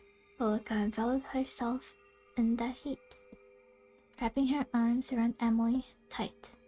So, Lilica, do you want Sophia to stay here forever? Well, she will leave if we don't do anything about it. She'll leave and you never hear from her again. That's not true, Lilica. She wouldn't just do that. My dear Emily. I spoke to her just a month ago. She was already packing up her bags. At that, Emily rubbed her eyes and sat up. That can't be true. Go check for yourself. Emily, not wasting even a single moment, walked towards her door and peered out. From there, the moon was shining through the stained glass just right, illuminating the hallway below. In the distance, a shadow could be seen moving. Luca smiled. See? Luca picked up a toy doll that sat on Emily's bed, a relic from the past. Straw-colored hair almost seemed to stand on end. Don't you want to keep her here? Don't you want her to be like this doll? Keep her here. Right. Your own special doll who will never leave you. Don't worry, I'll make it happen. Just for you. I'll make sure you're happy forever. Go down to the hall, to my room, behind the bookcase. Wait for me. Emily's eyes had glazed over, as if she wasn't truly there. She stood from the bed, picked up a small black case that rested on her nightstand, before leaving the room. It wasn't long afterwards that Luca followed in her footsteps, just in time to see Sophia ascending the staircase. She walked straight past Luca, was smiling happily, and approached Emily's door. As she knocked, the door fell open with a groan. Emily? Are you in there? Emily's waiting for you. From somewhere hidden in the darkness, a fragile melody filled the air. Almost instantly, Sophia turned towards the sound and began to follow. Luca sped up enough to walk beside her.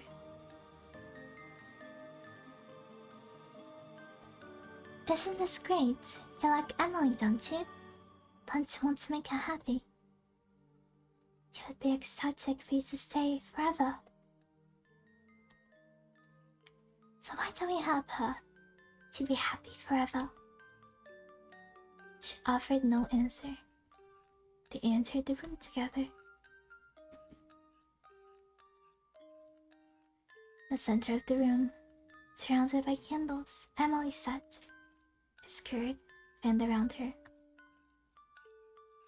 Spread out over the floor were piles of letters, but on closer inspection, each was filled with words that had been crossed out and signed with yours, Marianne. Emily, Emily, are you awake?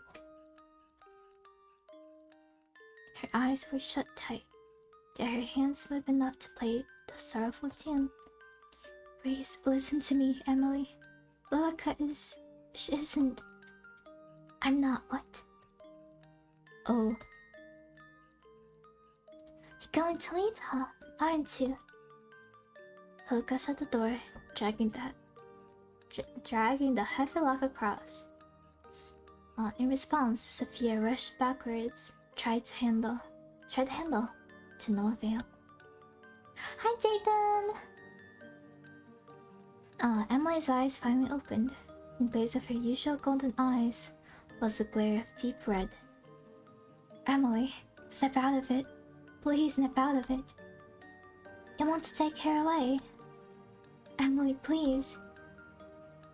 One at a time, Luca blew out the candles on the floor. The room was plunged into darkness. Emily fell forward, her body exhausted. Oh. It's nice to meet you, Sophia. I'm sure we're going to have fun time living together. Since you were staying with us after all, right?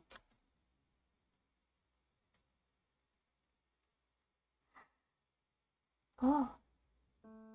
Luca, could you pass the sugar? Of course, Emily. With a smile, Luca pushed the sugar across the table towards Emily. She picked up a teaspoon and dropped a single cube of sugar into her tea.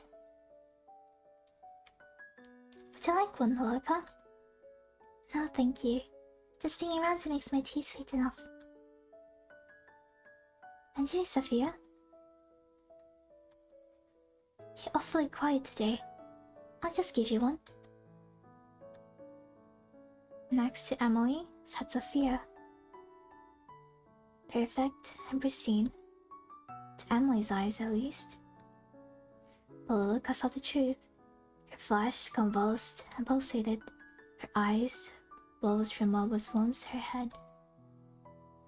The shape of Sophia was gone, and in its place was a mount of a person who used to be. Lilica smiled. You know she likes sugar in her tea. There's no need to ask. You're right. I'm so happy. Sophia, Lilica, you're both so important to me. Thank you for being by my side. Anytime. Isn't that right, Sophia? From now on, it's just the three of us.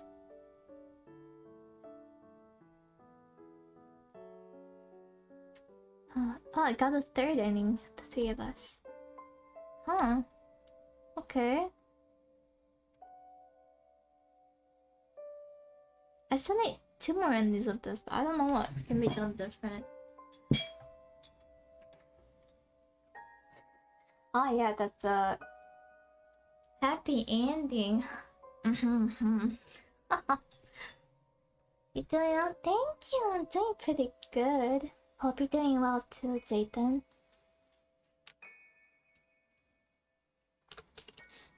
Oh wait. Going to other...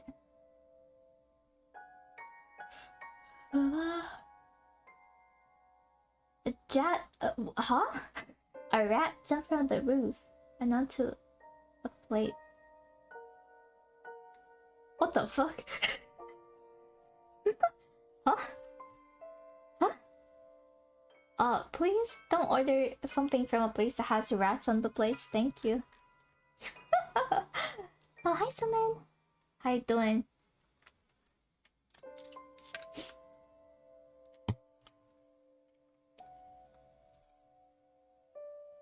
Suman is stinky. I can feel the stinkiness from here. Ugh. How's the... How's the COVID? Did you get tested? Okay, let's skip, see what else we can change. Okay, oh, this gross sound. Thank you, I hate it too. Let me see what else I can change. I don't think I can really... Can I do much? Yeah, oh, this sounds so gross.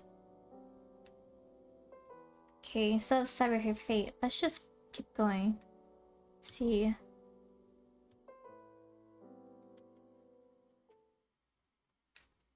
Yeah, oh, this sounds so disgusting. I'm gonna have to hear it again because I'm gonna try to play through it again.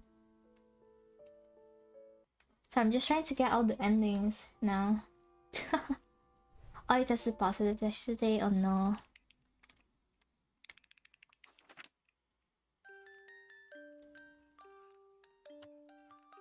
Okay.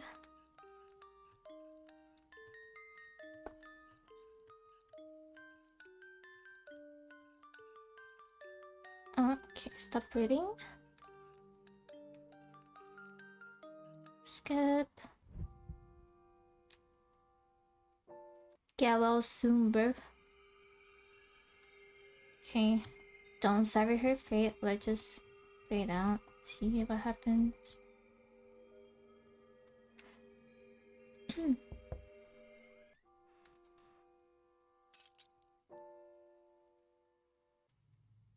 Yeah, Gallo Suzumin. Deny her fate, allow her fate. What did I do again? I forgot.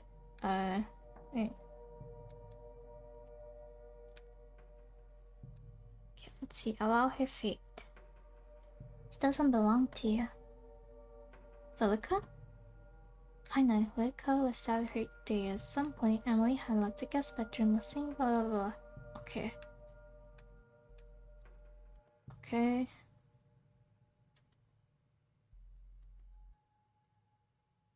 Make sure to drink lots of water and rest and eat lots of good food. I know you like that.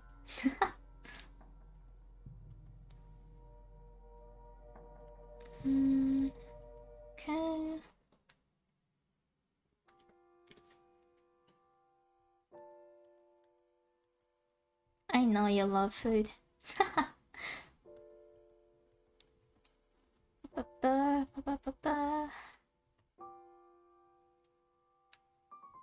Hopefully your taste buds don't get affected by COVID.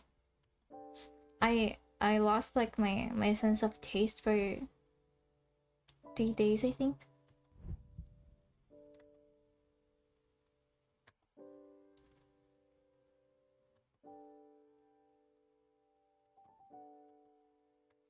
Blah blah blah blah blah blah. Oh, I can't skip anymore? Okay. Oh. Wait.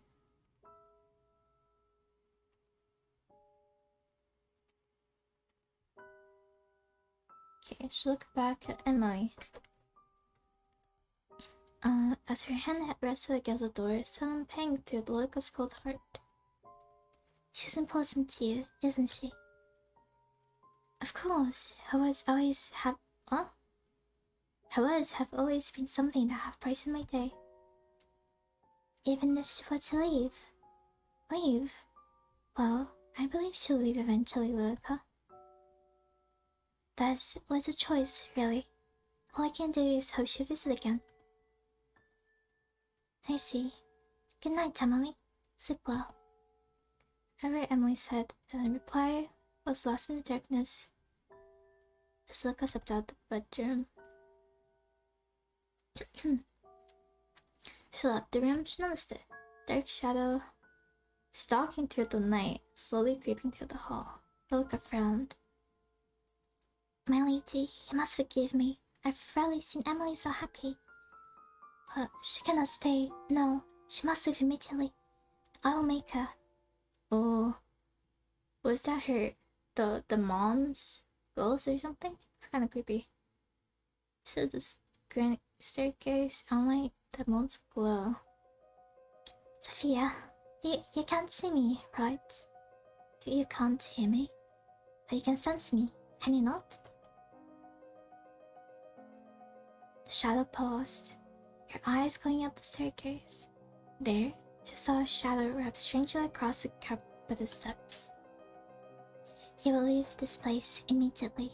You will never come back. Lilica? Oh. The blonde girl pushed the face from a step. It crashed onto the ground below, smashing into tiny pieces.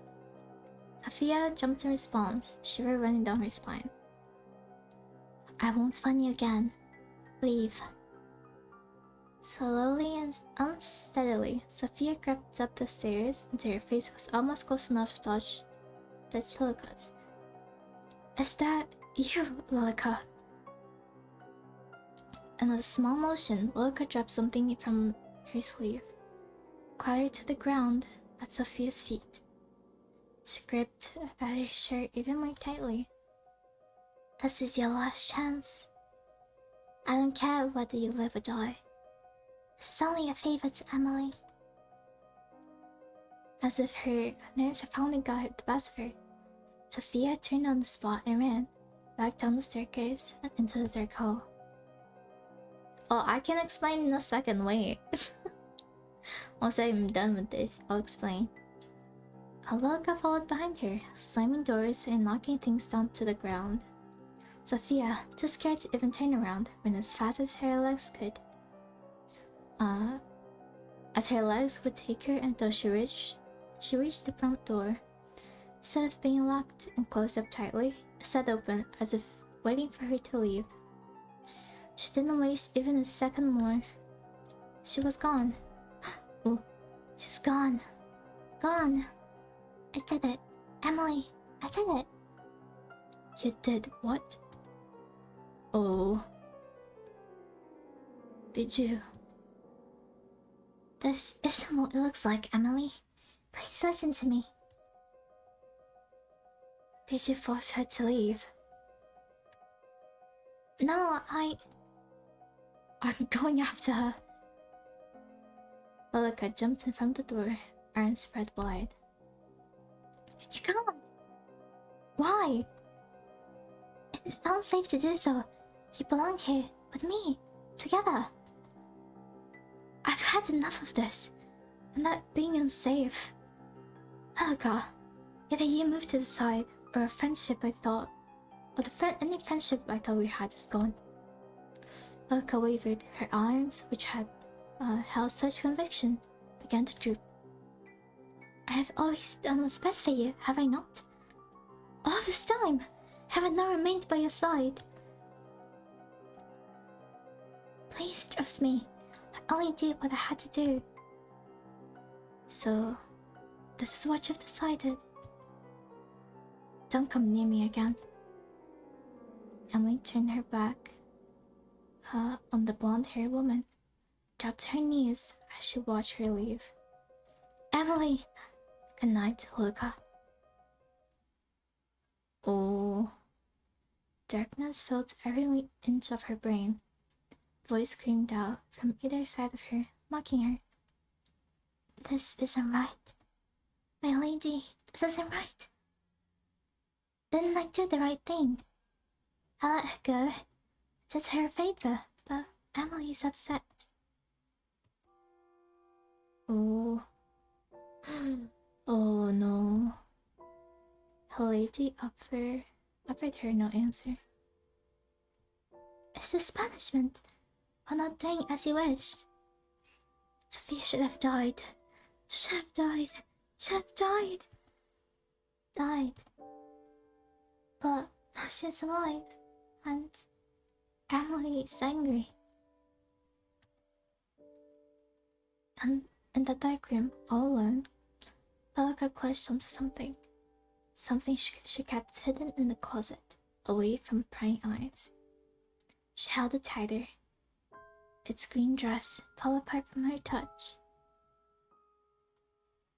Can't you make this all better again? Can't make her forget? Her forehead fell down and rested again on the person's shoulder. Oh, they remained silent, as they had been for many years. I'm sorry, I'll make it all better. We can make her forget, can't we? Can we start again? Just like before. We can start again. Luca stood, placing the skeleton of her lady carefully back in the closet.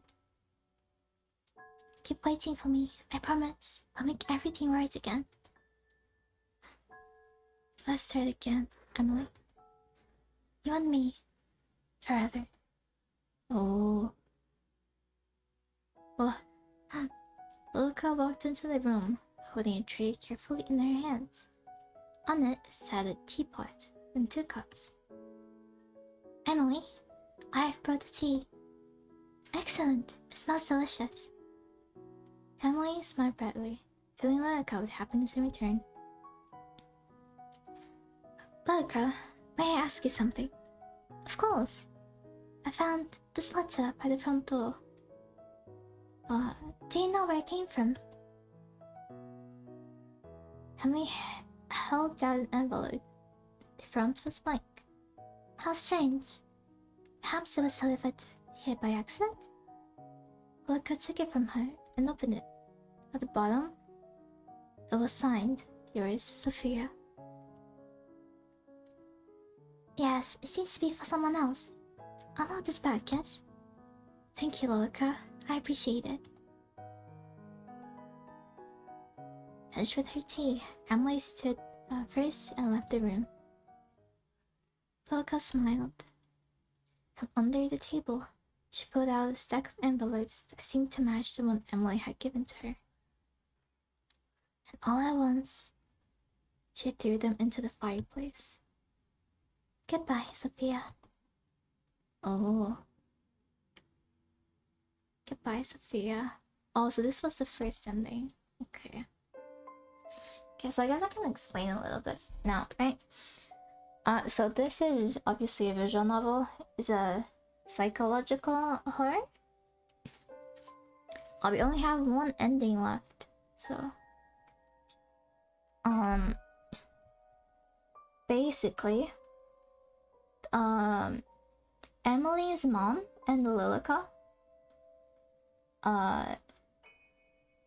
made this ritual where they killed Emily's dad and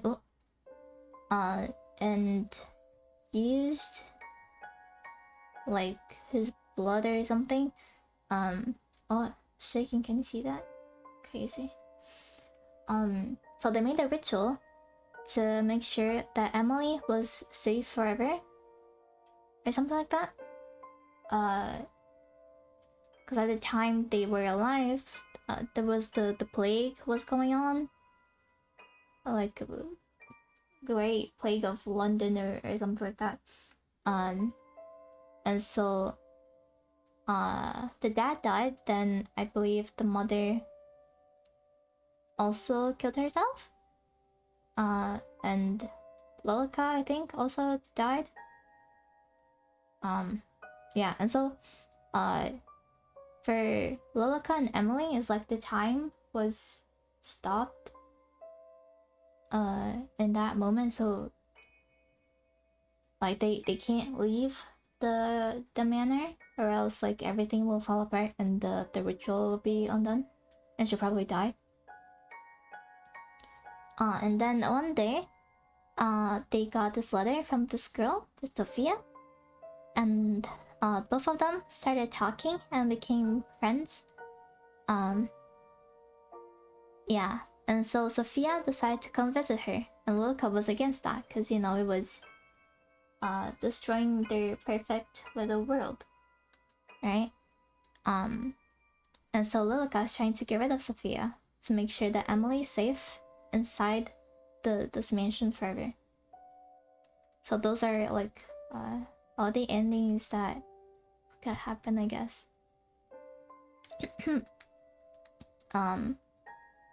Yeah. Also, Lilica had some kind of romance with Emily's mom. And now is like she's she's in love with Emily because like the mom told her to take care of Emily forever. And Emily and Sophia are also in love. They're very gay. Yeah. So that makes Lilica dislike Sophia more, I think. Yeah. That's basically it, I think. And apparently it's been like many years since the thing that like the time period that Emily was alive happened. So it's like they're frozen time for decades or centuries even. Yeah, that's basically it. Oh, and Sophia can't see Lilica because I guess she's like a ghost or some kind of entity in the house because of the ritual. So only Emily can see Lilica. Other than a couple times where it's like Sophia's going crazy or something. I don't know. But yeah, that's it, basically. Now we're trying to get all the endings. I only have one left. So do I have oh, okay. Gross.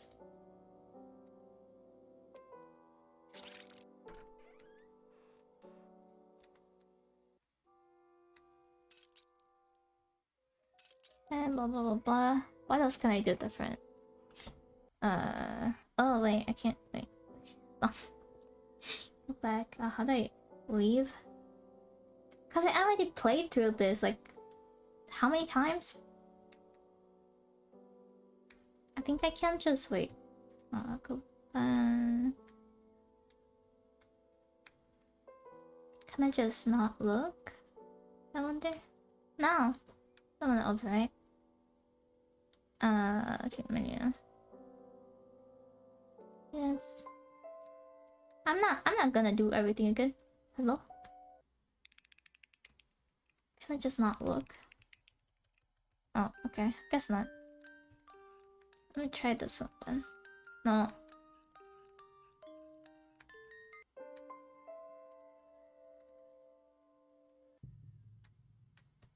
Okay, I did allow her fate, now we deny her fate. see what happens now. What do you mean I don't care you? I read to this like... Okay, there's one ending for Emily. There's 2 endings for Sophia. There's 3 endings for Lulika. I already did...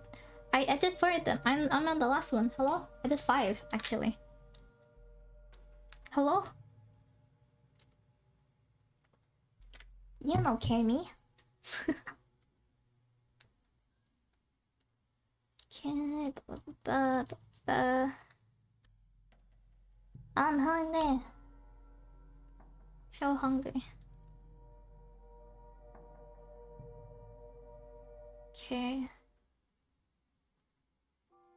Sever her fate.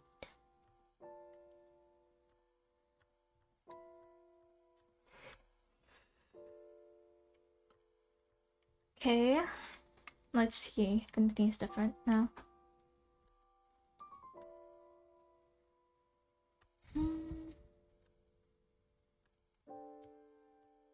Came to my mind. Blah blah blah blah blah blah blah. Standing in the doorway, she looked back at Emily. Good night, Emily. Tomorrow, everything better. So sleep well. Becca steeled her resolve and stepped out the bedroom. Okay. I think now it's very supposed to be different. She first went back to the guest room, put her ear to the door. No sounds can be heard from behind it. Oh, shadow. Then she noticed something.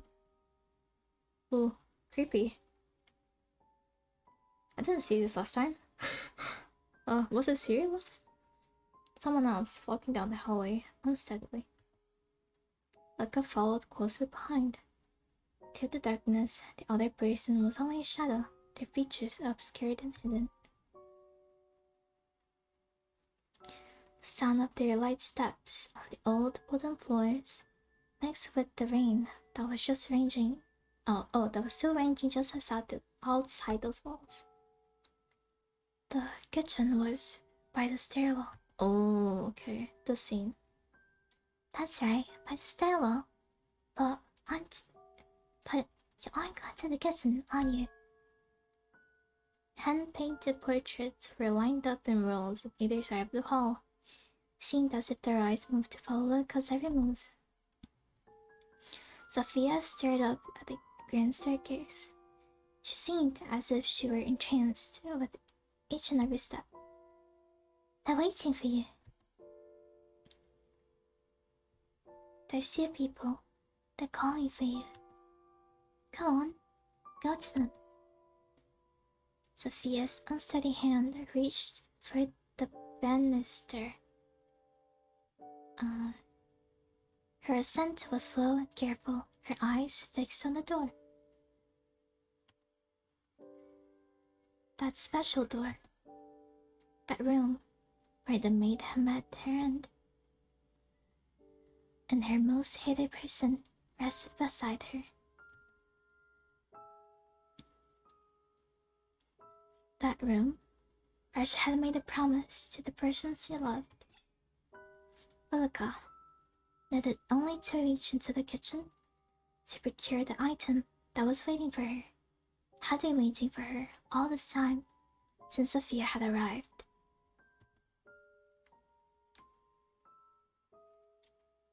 A knife with dark, aged stains over the blade and hilt.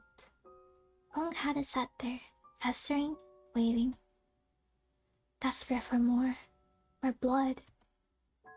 Like a hunter stalking their prey, Ulrika followed behind Sophia, the knife gripped tightly in her hand. The 2 stood side by side, staring at the door to the master bedroom. It was shut tight, as it had been for countless years. Sophia trembled. With a smile, Ulrika reached over to give her arm a squeeze.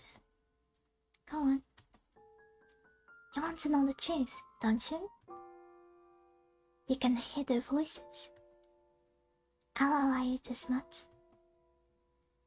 With a careful motion, Sophia pushed the door open. All at once, countless memories came flooding back of love, of hope, of the future, and of death. Sophia disappeared into the dark room, the only light being a candle she carried in her hand. A family of mice ran out of the room and down the stairs. The taste of freedom was oh so sweet for them. More quiet than the mice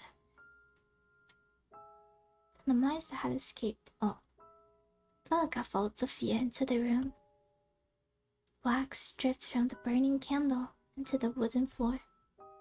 She trembled as she reached a shaky hand to the bed. At the same moment, Velka swung the door closed behind them. The room plunged into darkness. But the darkness didn't matter to Velka. Not to she, who knew this room like the back of her hand. Amelie? Is that you?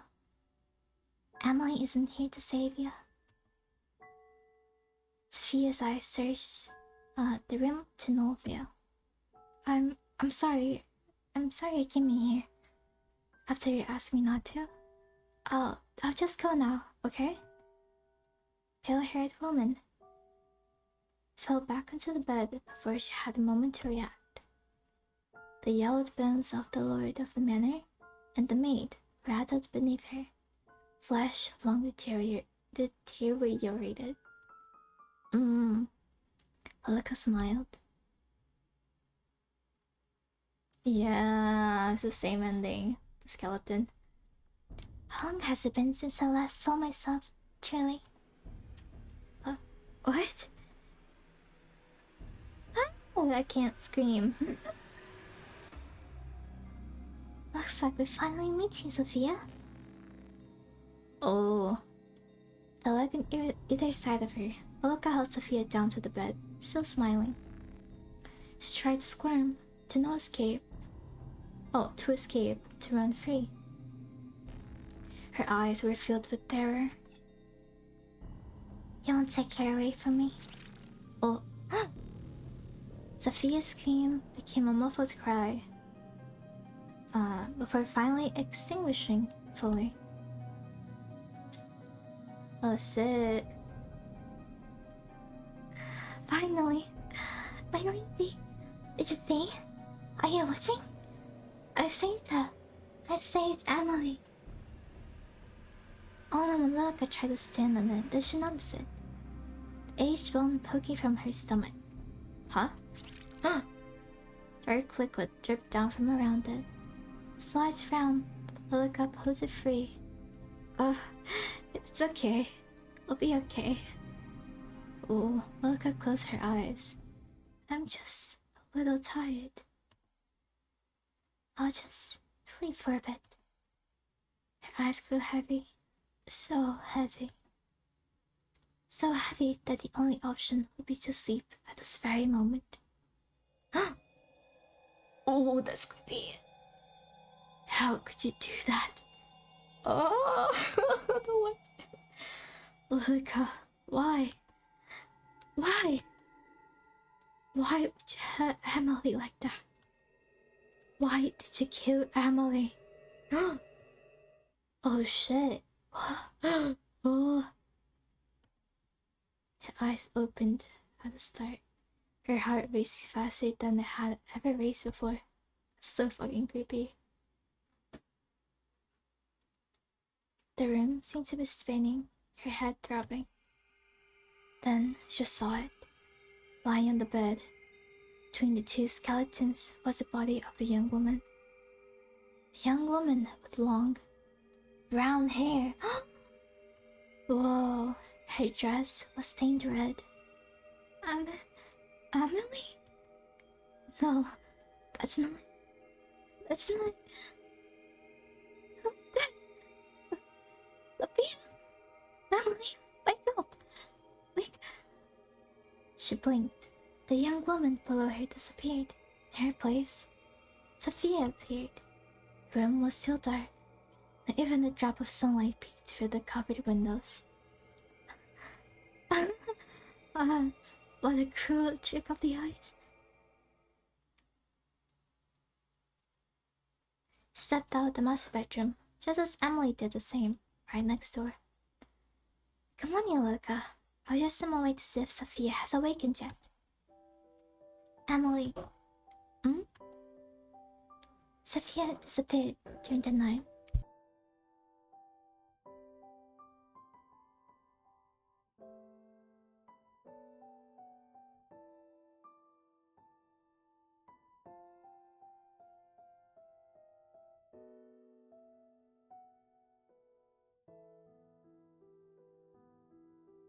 I'm sorry, my mom came into my room.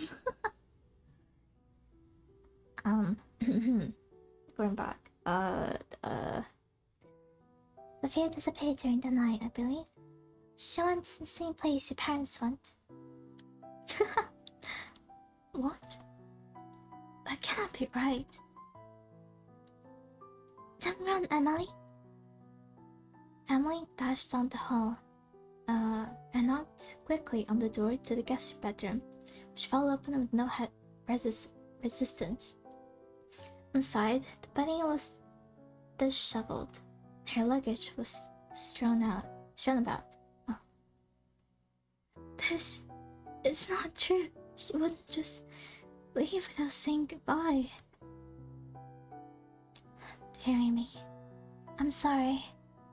I told you it was a bad idea for anyone to visit, didn't I? Oh, Lilica, this isn't fair. I thought you said we would. There, come here. Lilica wrapped her thin arms around the young woman, gently patting on her back. See, you shouldn't depend on anyone else. I'm here. I won't ever leave you.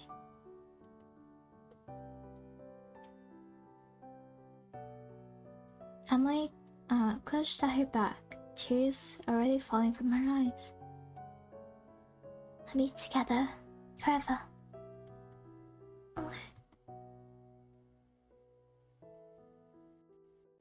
Oh. What the fuck? So, okay, this last ending was pretty much the same as Emily's first ending.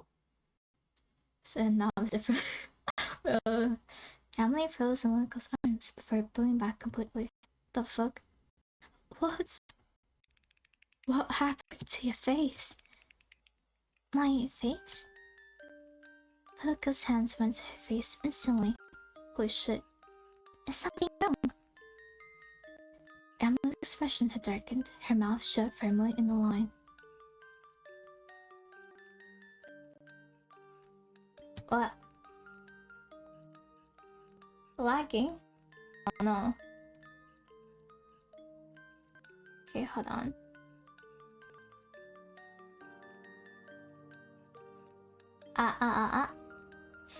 Is it fine now? Hello?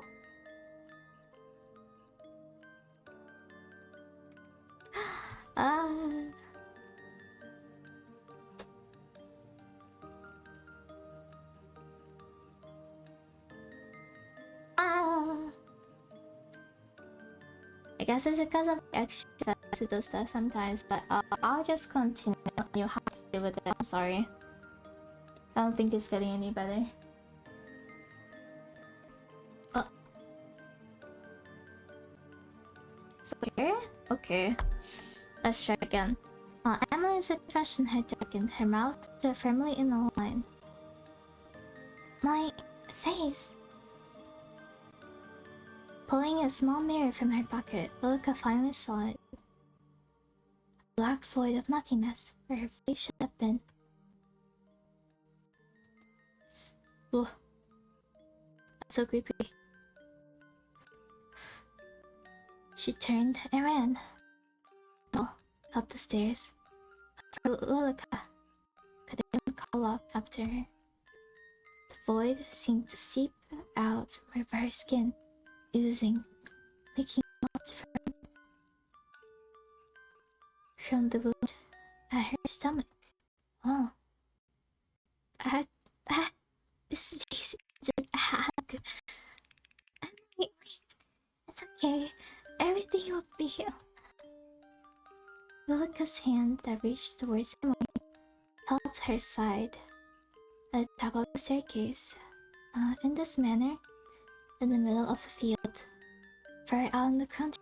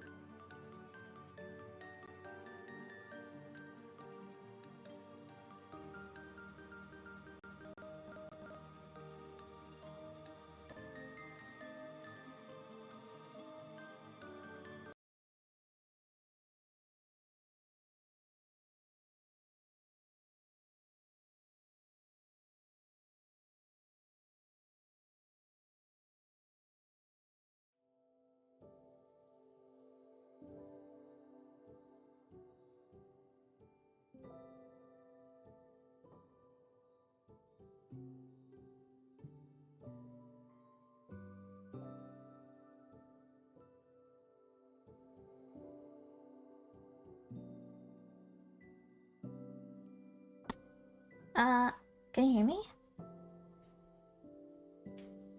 I think my mic disconnected. I'm sorry. Wait, a second. My everything is lagging, to be honest. Hold on. I'm restarting the game because that part was like super laggy for some reason. What? You can't? Are you fucking with me? Oh, okay. Fucking bitch. Okay, I'm trying to open the game again.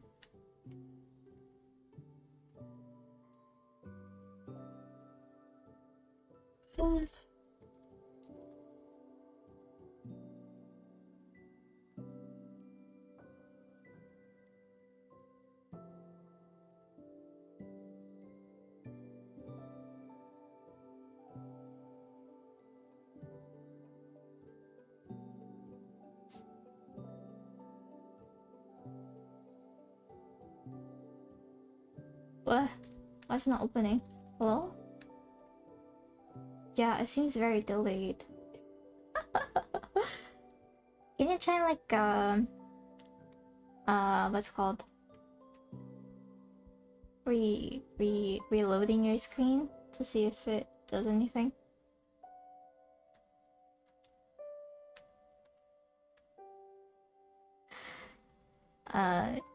Yeah, 'cause I think my my game crashed to my stream a little bit. My bad. I was trying to. Oh, okay, okay.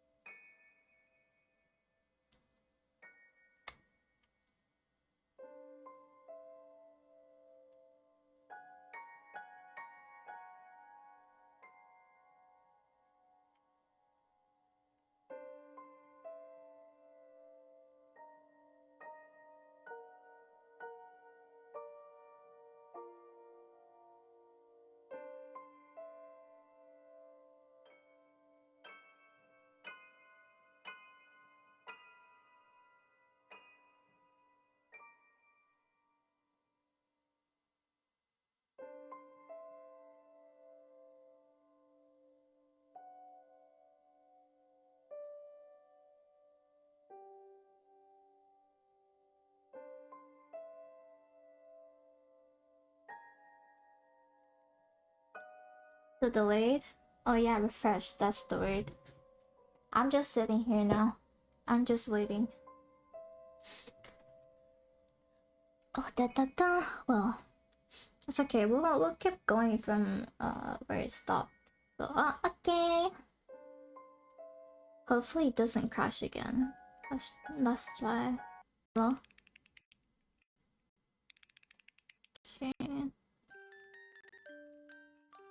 Seems to be a little laggy again. What the fuck? Well. Sai should witness a sight that she never should have. Her eyes hollow, her body petrified. Oh, it's lagging again. Anyway. So, Sophia? Amelie, this isn't... Stay away from me! Oh, her long brown hair, cascaded, cascaded out around her as Emily rushed to the bedroom, slamming the door behind her. Polaka rushed up the staircase, beat her fists against the locked door. Emily! Emily! This is a misunderstanding! She wanted to help you! I've saved you! She fell to her knees, her fist still pounding on the wooden floor. A muffled sob came from within, then silence. The void surrounded Lilica, flowing from her wound and wrapping itself around her body. Yeah, look, it's bad. I'm so sorry. She curled up into a ball. The sound of the chair hitting the ground inside the bedroom was the last sound Lilica heard before her eyes closed. She became one with the void.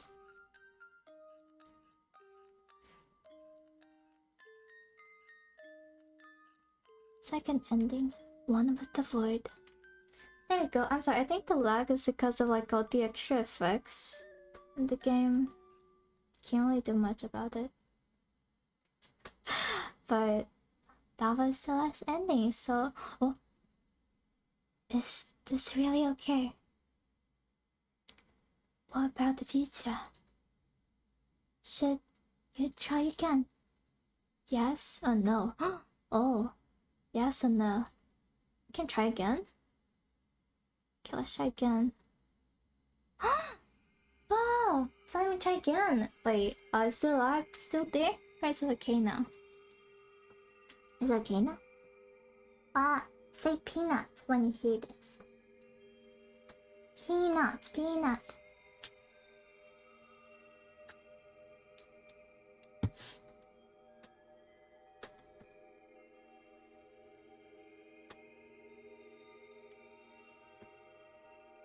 Finally going back home, yo. Let's go.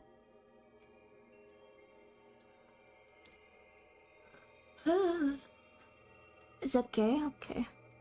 Let's see. The room was dark. Emily had long gone to bed, leaving Sophia alone in her room. She ducked her head under the cover and pulled out her phone, still dead. Sophia clutched it to her chest. What do I do? Oh, what exactly is going on here?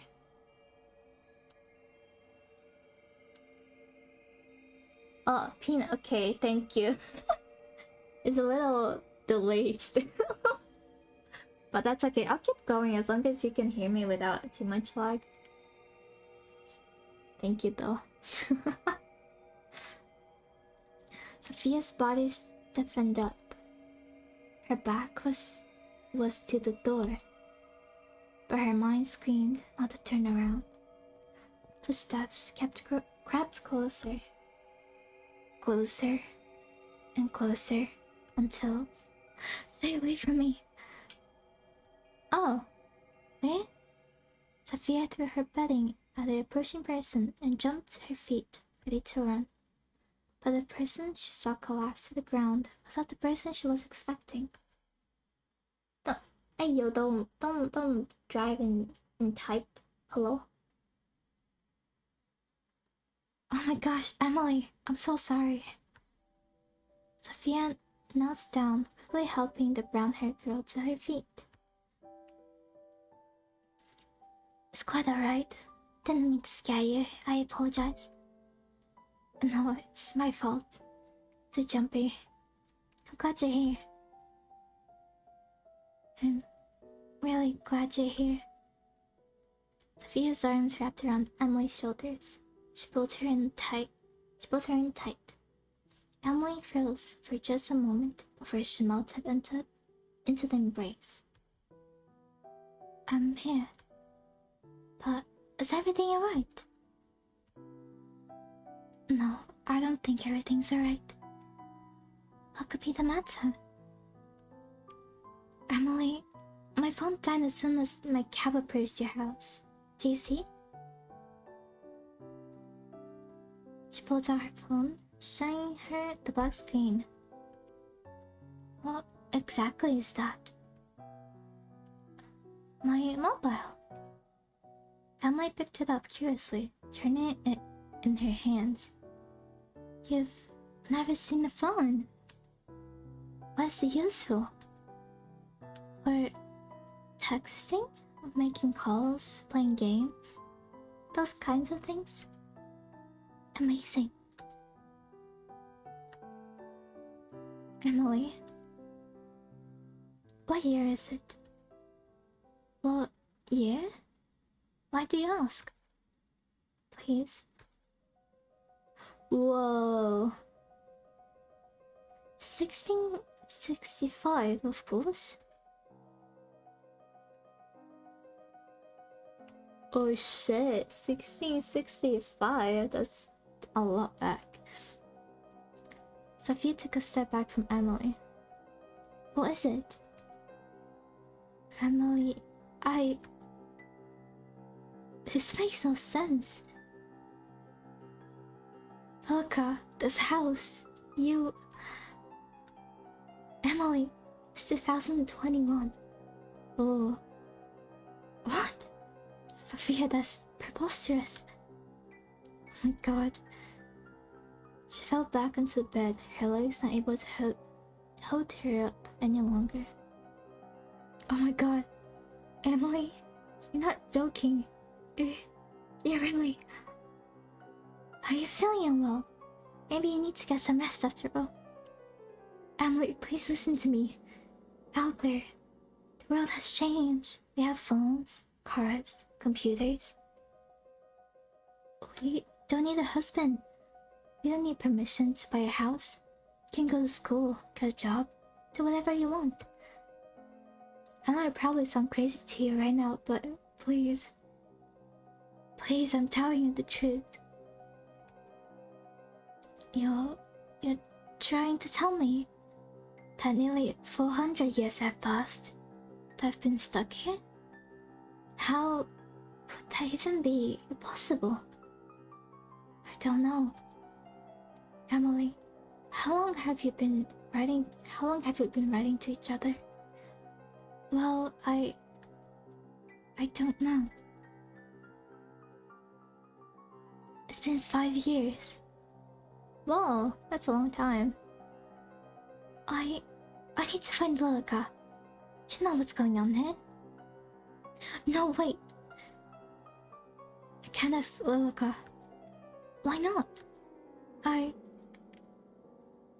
can't see Lilica, Emily. I haven't seen her once.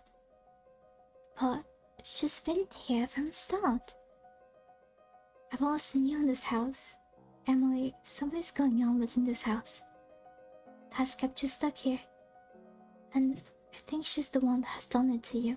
Oh my god. That can't be true. Then, why don't we find out together? How? The master bedroom. Velka was the one who said you couldn't enter it, wasn't she? Please. Sophia reached out her hand carefully. Emily stared at it, unsure before deciding to take it. I don't understand what's going on, but I trust you. Let's go. Oh. Whoa. The hallway was so dark. No sign of Lilica anywhere. It appears. If she appears, then tell me, okay? Okay. Hand in hand, the two walked quickly to the hall, and up the staircase. There they stood in front of the master bedroom, side by side. Their hands were sweaty. No matter what's in here, I'll be by your side, okay? Emily offered no words, instead, just squeezing Sophia's hand gently. And at that, Sophia pushed the door open. Oh shit. Just like the rest of the house, the room was dark and quiet. Only the moon shining in from the dirty window guided the two in. It smelled musty, as if they were in a tomb, only just uncovered, not a bedroom. They crept closer and closer to the bed, but surrounded completely by the canopy, keeping whatever was inside hidden.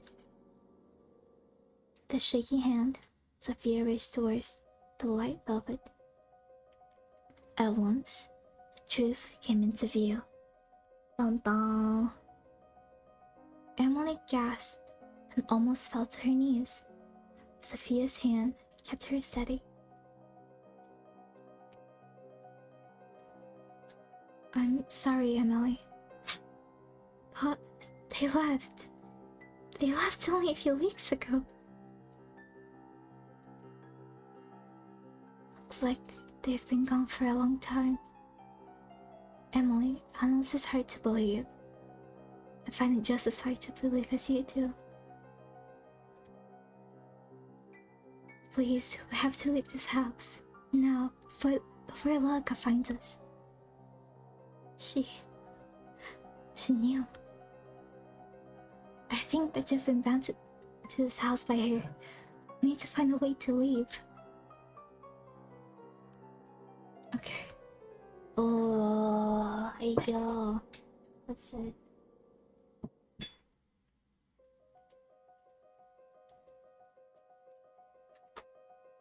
Thanks for the care package. I need to pee. I need to finish this and pee.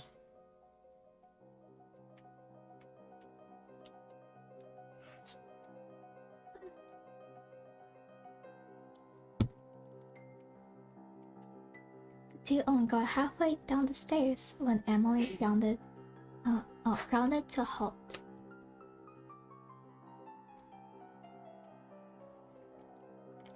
Sophia turned to look at her, her eyes wide in surprise, only to see that Emily's expression was one of immense fear. Oh, shit. Lilica. Why are you sitting at bed? Lilica, So, he went in there. She nodded upstairs. You lied to me. Only to keep you happy.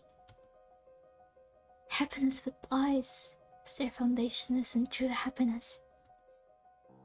And why not? I've been perfectly happy here, for longer than you've even existed. And you come along and... I'm sorry, Emily. I'm so sorry. Lilica burst into tears, wiping her eyes with her sleeve in a desperate attempt to stop them from overflowing. Lilica. Wait, Emily, don't! Emily took a step towards Lilica as if to comfort her. Please don't leave, Emily. You must stay together. Emily, she's lying to you. She wants to keep you trapped here, please. But... Please... Emily! Sophia pulled on Emily's arm, forcing her to turn to face her, while Emily's eyes were filled with confusion. you to have been here together for a long time. I know I can't compete with that, but I want to give you the life you deserve. You deserve to be free, to live, to experience everything you've missed out on. Not be stuck in time here forever. Truth is, I...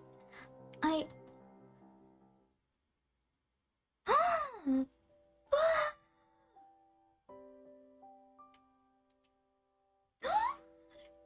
yo! Hey yo! Finally! What? Whatever words were coming next were lost before they were even spoken as Sophia leans forward and placed a gentle kiss against Amelie's lips. The cries from below extinguished in an instant as Lilica watched on in horror. But just for a moment, the rest of the world melted away. All that existed were the two of them. Aw, Emily and Sophia. Aww, so cute. Emily closed her eyes. Sensation was new and foreign, yet not unwanted.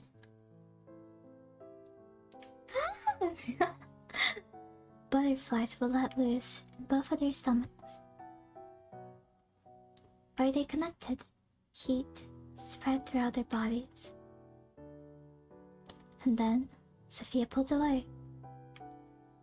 No! The truth is, Emily, I have liked you for a very long time. And if you don't like me back, I want to help you. I want to help you live again. Emily, don't listen to her. Okay. A decisive smile came to Sophia's lips. She had no time to dwell on the sudden kiss, nor her confession that would usually make her feel so nervous she'd be sick. All she had time for was to escape. Her eyes went down the hall, where an enraged Lilica stood in their path. The windows were bolted down, unable to be opened. There was nowhere at all to escape. That is, except... Do you trust me? I do.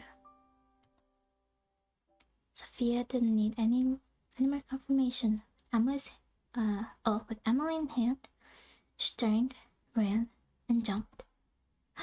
Oh! Glass shattered as the two girls hit it hard. They fell, surrounded by the shards, until they hit the ground below. Whoa! The moon shone from high above, shattered away by the storm that never seemed to end. Emily, are you okay? Yes, I think so. Sophia rushed to Emily's side, quickly helping her sit up. Side by side, they looked up at the remains of the stained glass window. Lilica stood, completely still. I can see her. I'm sorry, Lilica, but... Lilica just shook her head. She grasped at her throat with her hand. Her lips moved, but no sound came out. Giving up, she looked back at Emily. Holding eye contact, her expression wasn't angry anymore. It was just sad. She lifted her hand and waved. A slow and small motion before she crumbled to dust on the wind. Whoa. It stopped. Lilica. It seems it wasn't you bound to this house by her, but the other way around. What am I meant to do now? Emily, you're free. You can do whatever you wish. Sophia, exhausted, once again wrapped her arms around Amelie. Returned the gesture almost immediately. There, they embraced under the now free moon.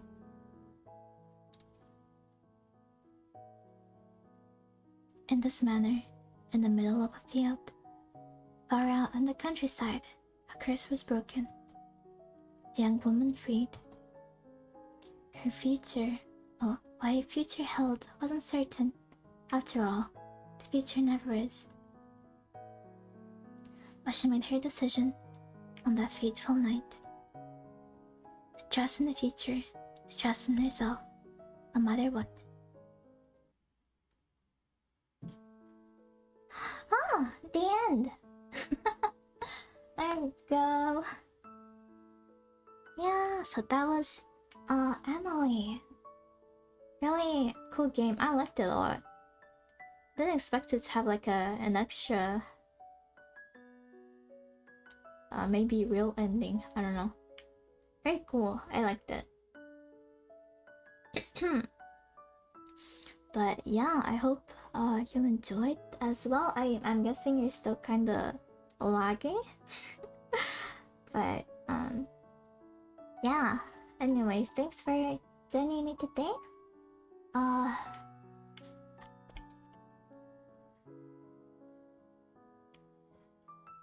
Hope you had fun like me. Oh wait, didn't end.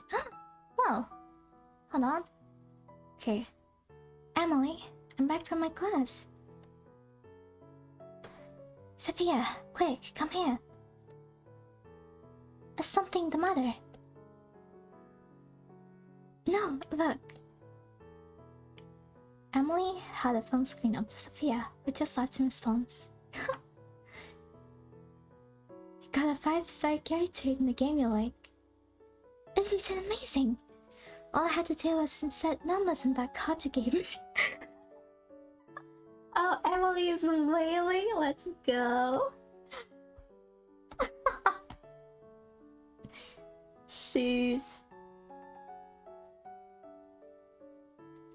The future truly is astounding. Something? We'll talk about it later. Oh, what's this? I'm not sure. Must slipped under the door while you were out. Plain white envelope, sat on the coffee table. Nothing on it. Unidentified who sent it, or who it was addressed to. With a little concern, Sophia opened it and pulled out a letter. But the words may as well have been different in a different language, as she could not read them. Oh. Her eyes went straight to the name at the bottom of the page. Whoa! Yours? Malika. Holy shit. Whoa! Whoa! That gave me chills. I guess, everything is done now. Let's go! Pot crazy, pot crazy. Yeah, so that's the actual ending of the game now. Well, okay, let me switch one. But, yeah. It was a pretty wholesome ending indeed. Pretty cool. I liked it a lot. But, yeah, I hope you enjoyed the game. Let me look. Is anyone I can read?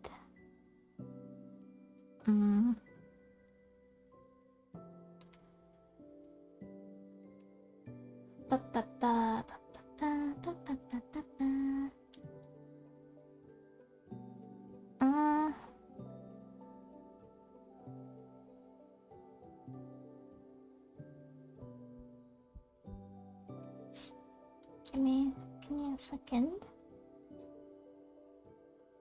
Yeah, hope you liked the game.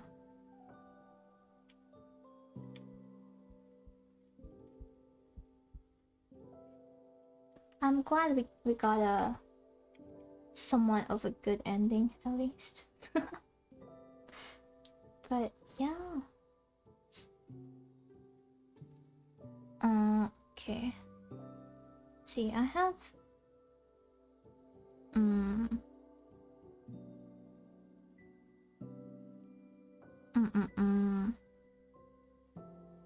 I don't know. Should I raise someone today? Don't know.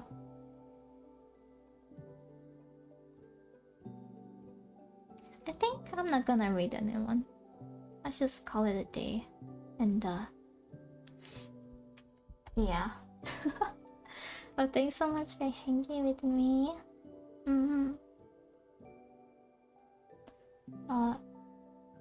Yeah, all the three characters were like really good. Really well done.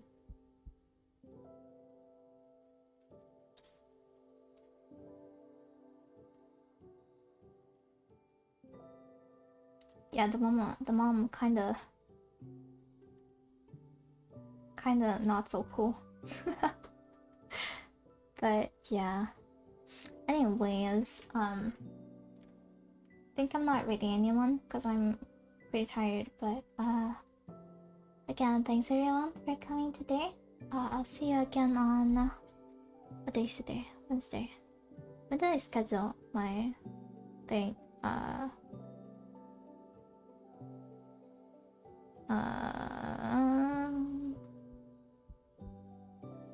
Okay, so next stream is on Friday.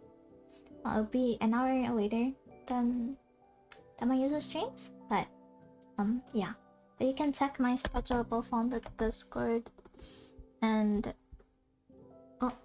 on Twitter if you want. Also, if you wanna join the Discord and hang out, feel free to do so. Again, I'm like trying to plan a community night, probably a movie night or something. So yeah, that'll be done on the Discord. But yeah, thanks everyone. I'll see you on Friday. Okay. Oh, I wrote Twitch instead. Oops. But yeah, bye bye everyone. Take care. Make sure to eat and hydrate. Okay. Bye bye. Bye bye.